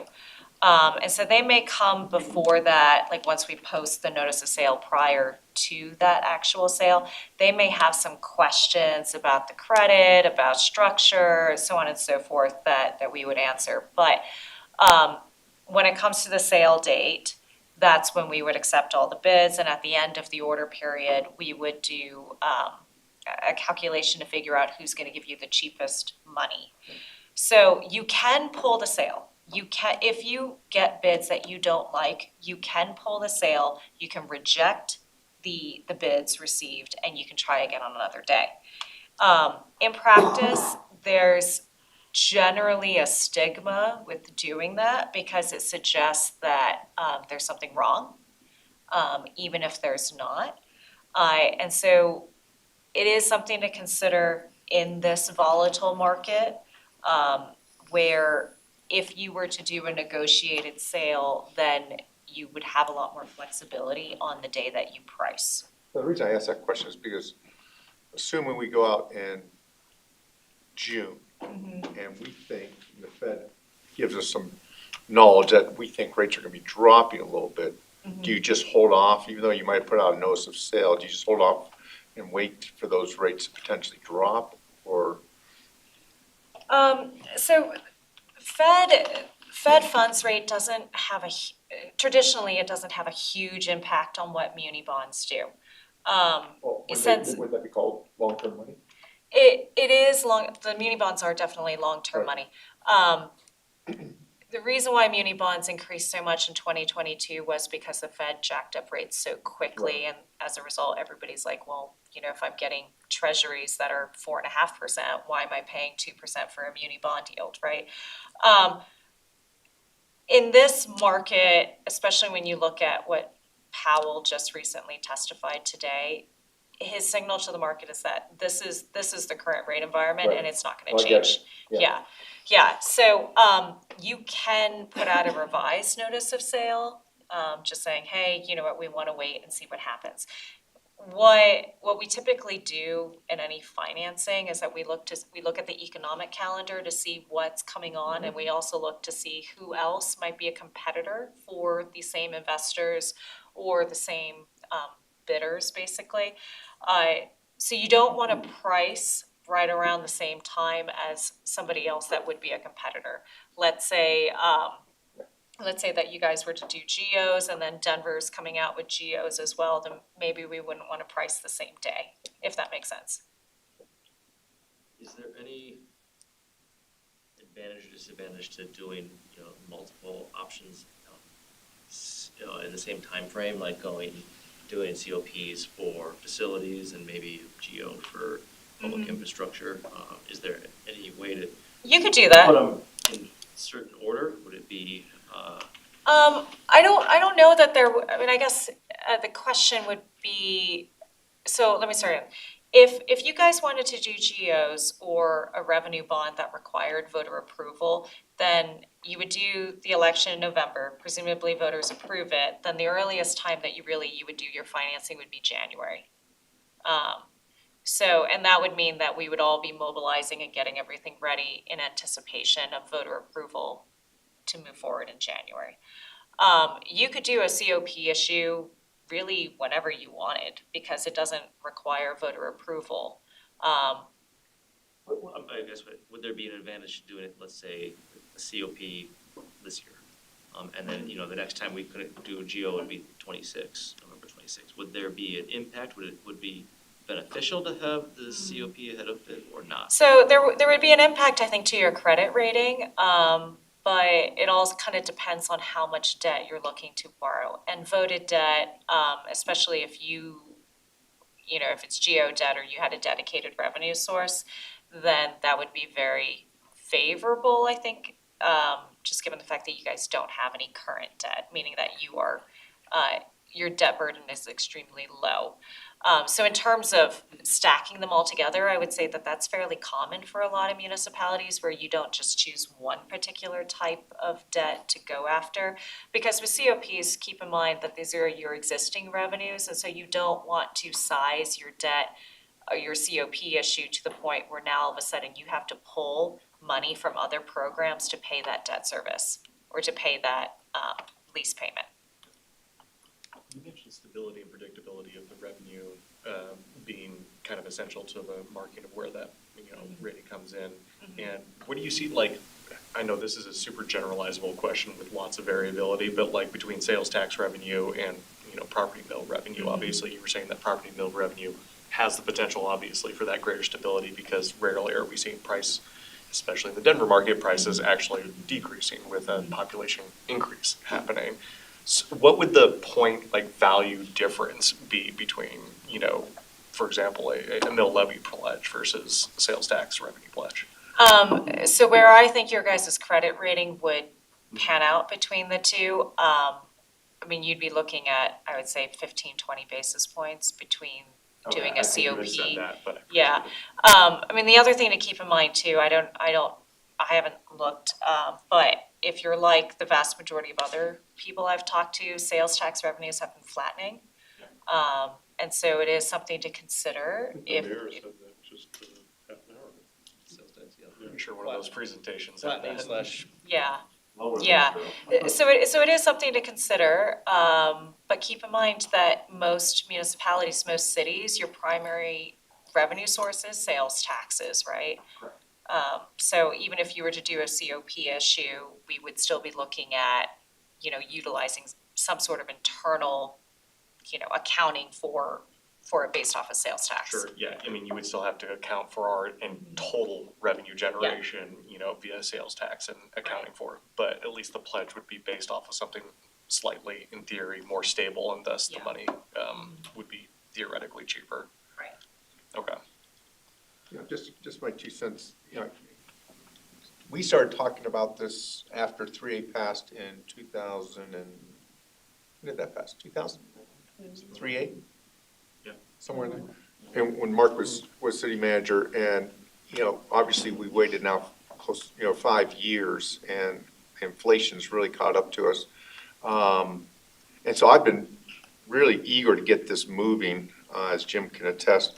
I just think the longer we wait, the more we're gonna see that inflation just, our money's just not gonna go as far. So as we consider this, I would just throw that out there, that we should probably really, I would rather, I mean, do we have a time frame when this is coming back, Jim, or?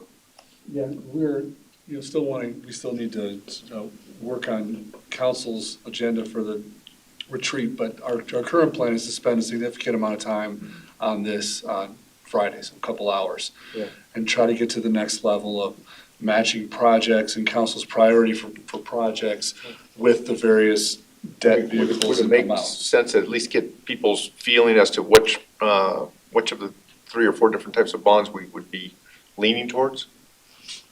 So at least staff has an idea of what we're, I think or is not enough perhaps, information but yet? I think we have some significant timing considerations just to share. We want to talk about the service center project downtown, and how I think the, geo debt versus COPs might align with that. And I think to the point Melissa was making, some of those timing considerations, I think, will inform your thoughts about which types of debt and when to move forward with those, so. And if you don't mind, just adding on to what Jim just said, you wouldn't necessarily utilize just one type of debt to finance all of your projects, especially if you're looking at deferred maintenance that's in excess of 100 million. It makes more sense to think about, okay, what are the projects and what are my priorities? And then let's look at the best way to finance that particular project. That's, I think, generally the hope that where we can make progress toward that on the, at your retreat. Yeah, I mean, I think that's what Kyle was saying, right? Let's look at a couple different ways of financing different types of projects, yeah. Powerball. That's how I'm planning to my retirement. Candy bars. How's your retirement going? I'm here, aren't I?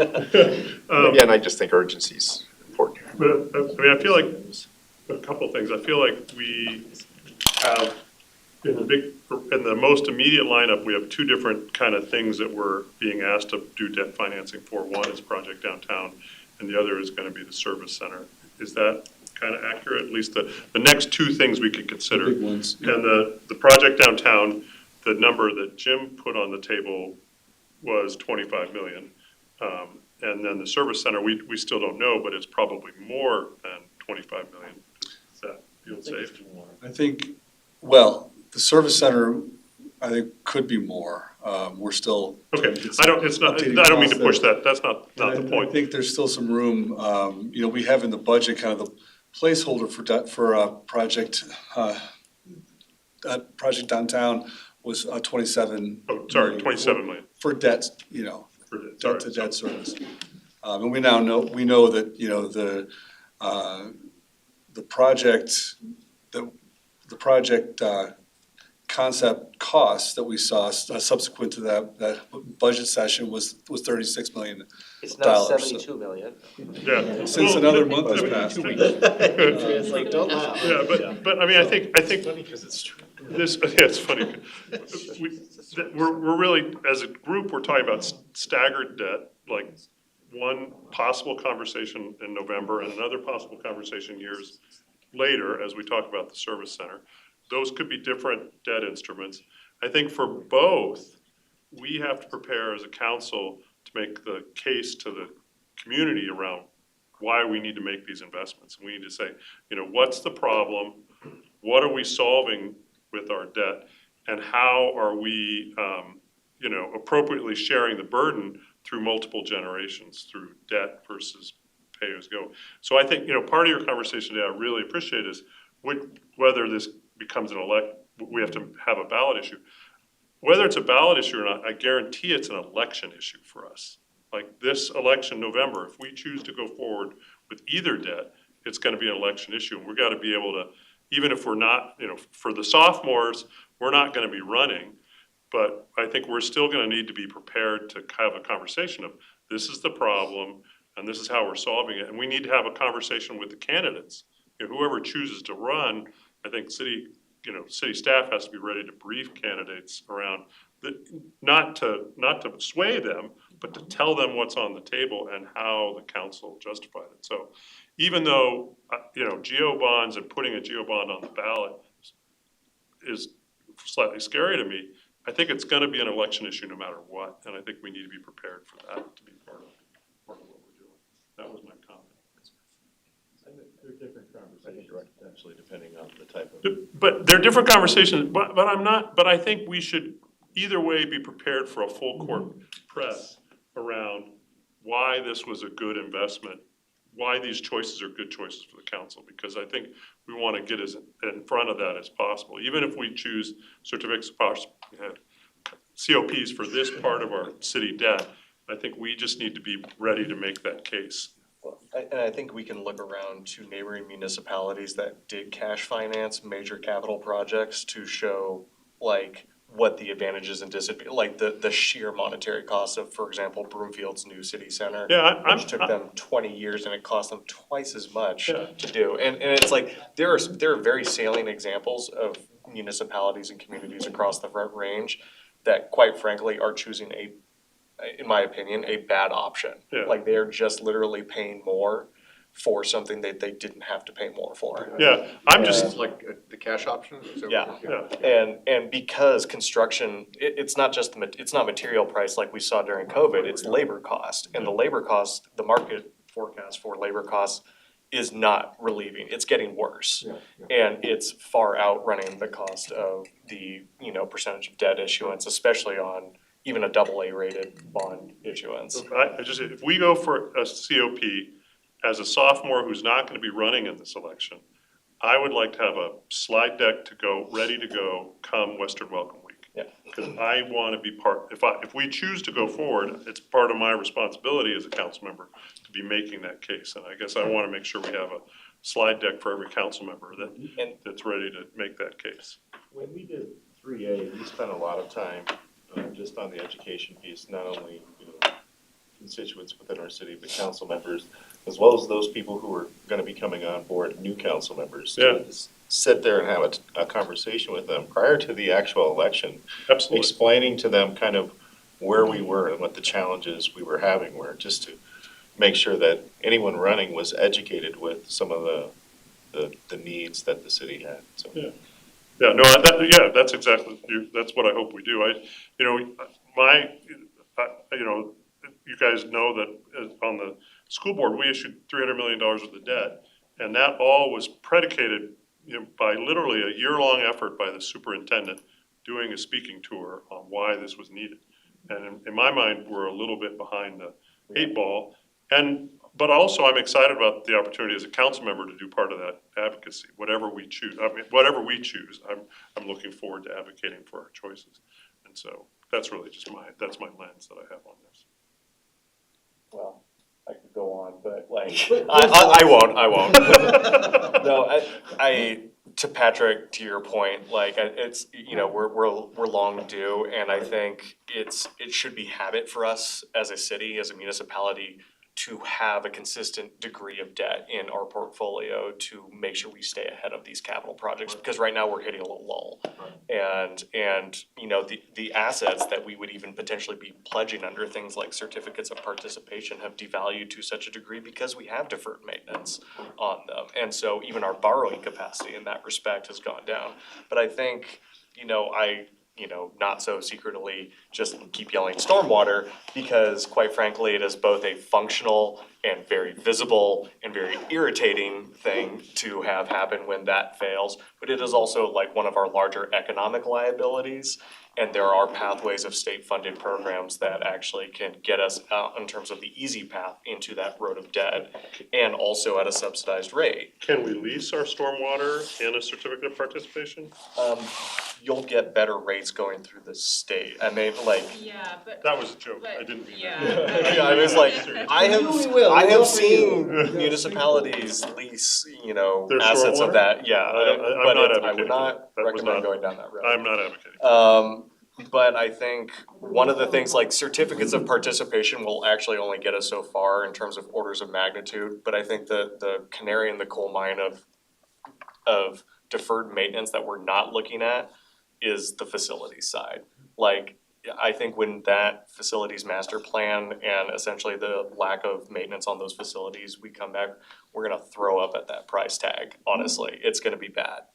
And honestly, we can't COP our way. I don't think we'll be able to COP our way out of it. So certificates of participation may get us like, matching funds on the quad road. That might get us part of project downtown if that's what we choose to do. It might get us like a complete streets project, but for the number of facilities we have and the state that they're actually currently in, general obligation debt is probably gonna be one of our only pathways out. And I think in order to line up, not this year, but for when we actually do which facilities need what work at what time and in what order, and how do we stagger those facilities in terms of that debt, we do need to I freaked out when I saw that 3.7%. I did not know that was in our charter.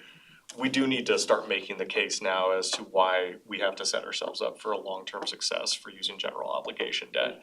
Be it sales tax, be it mill levies, we can have that discussion amongst ourselves when we get there, but we need to give ourselves the option, like sooner rather than not. A valid question regarding that charter amendment would be way to start that conversation. And it's easier to do when we're not issuing general obligation debt. This is good, this is good practice of a municipality to give ourselves all the financial tools available to us as we explore the best cases for ourselves right now without issuing general obligation debt.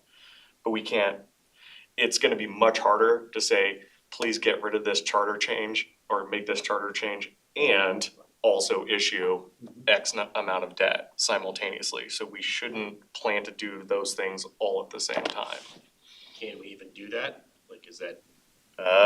Well, if one wins and the other loses, we've really kind of screwed ourselves. So, very passionate about this. Next steps, let's do it. Any other The- questions, comments, The council? Driscoll Bar axis of cooperation on debt, I love that. We're on team get shit done. You know what, as he said, it's smart debt, so we gotta get some work done. Great, well, we look forward to continuing the conversation. Thank you, piece of chocolate. Thank you. Thank you all very much. No, not a lecture, Not a quite done yet, conversation. you guys are done, but any update from the city manager? Just one, council, last week we had some finalist interviews for our communications director position.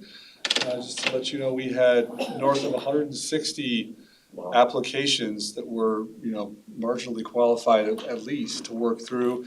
Our team had worked through 7 semifinalists, and we then talked to 3 finalists last week, and I'll just say I was very pleased with the depth of experience and the different, I think, emphases that each could bring.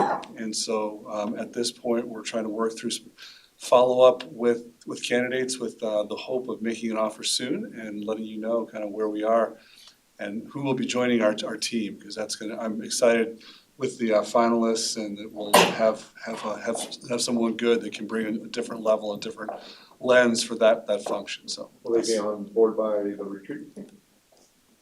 Hard to say, I don't know that they'll be on board because, likely they'll have to give some notice at their current job, but I think we'll have some ways to get to know them, which I think, to your point, that's what we're looking to do.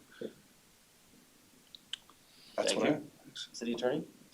Yeah, I was gonna provide a rundown of some of the legislative bills, but I think I'm gonna hold off until for a couple weeks. I'll send you all of them out. Email's great. And then, Texts. council knows that next week, no council meeting next week, but we will be here for several nights doing the boards and commissions interviews. We had, 72 applicants, and I think we got it down to 37 to bring in for interviews for the Thank you 24 for doing that spots. work. Now, what time will we gotta be here when? I think the city clerk is still working on the schedule for that. We'll get all the information with that, but I think they usually start at 6, if I remember correctly. But you probably had to put in some extra time narrowing them down, and I appreciate that work, thank you. So, and then, For a total of about 24 spots, is that it? 24 spots, and I think there was something like 11 or 12 of them were reapplying for appointments, so there's really, if the reappointments don't get reappointed, there's like 10 openings, something roughly like that. So, we'll go through that, for the freshmen, we'll fill you in on the process with that more. And then, I don't know if you guys all saw a different note that, Nina Joss is no longer gonna be working for Colorado Community Media, and Independent, she's moving on to another organization, so this is, I think, her last week. She's having a farewell party or something at Dirt, I think it was at Dirt Coffee on the 19th next week. And so she said anyone's welcome to go, Wednesday at Dirt from noon to 2:30, people that wanna stop by. But we'll have a new Isabel Guzman apparently is the new, also independent reporter that will be, hopefully we'll get to know. We'll go one way or the other. One way or the other. So that's it. Any other reports or updates, council? Great, all right, we're adjourned.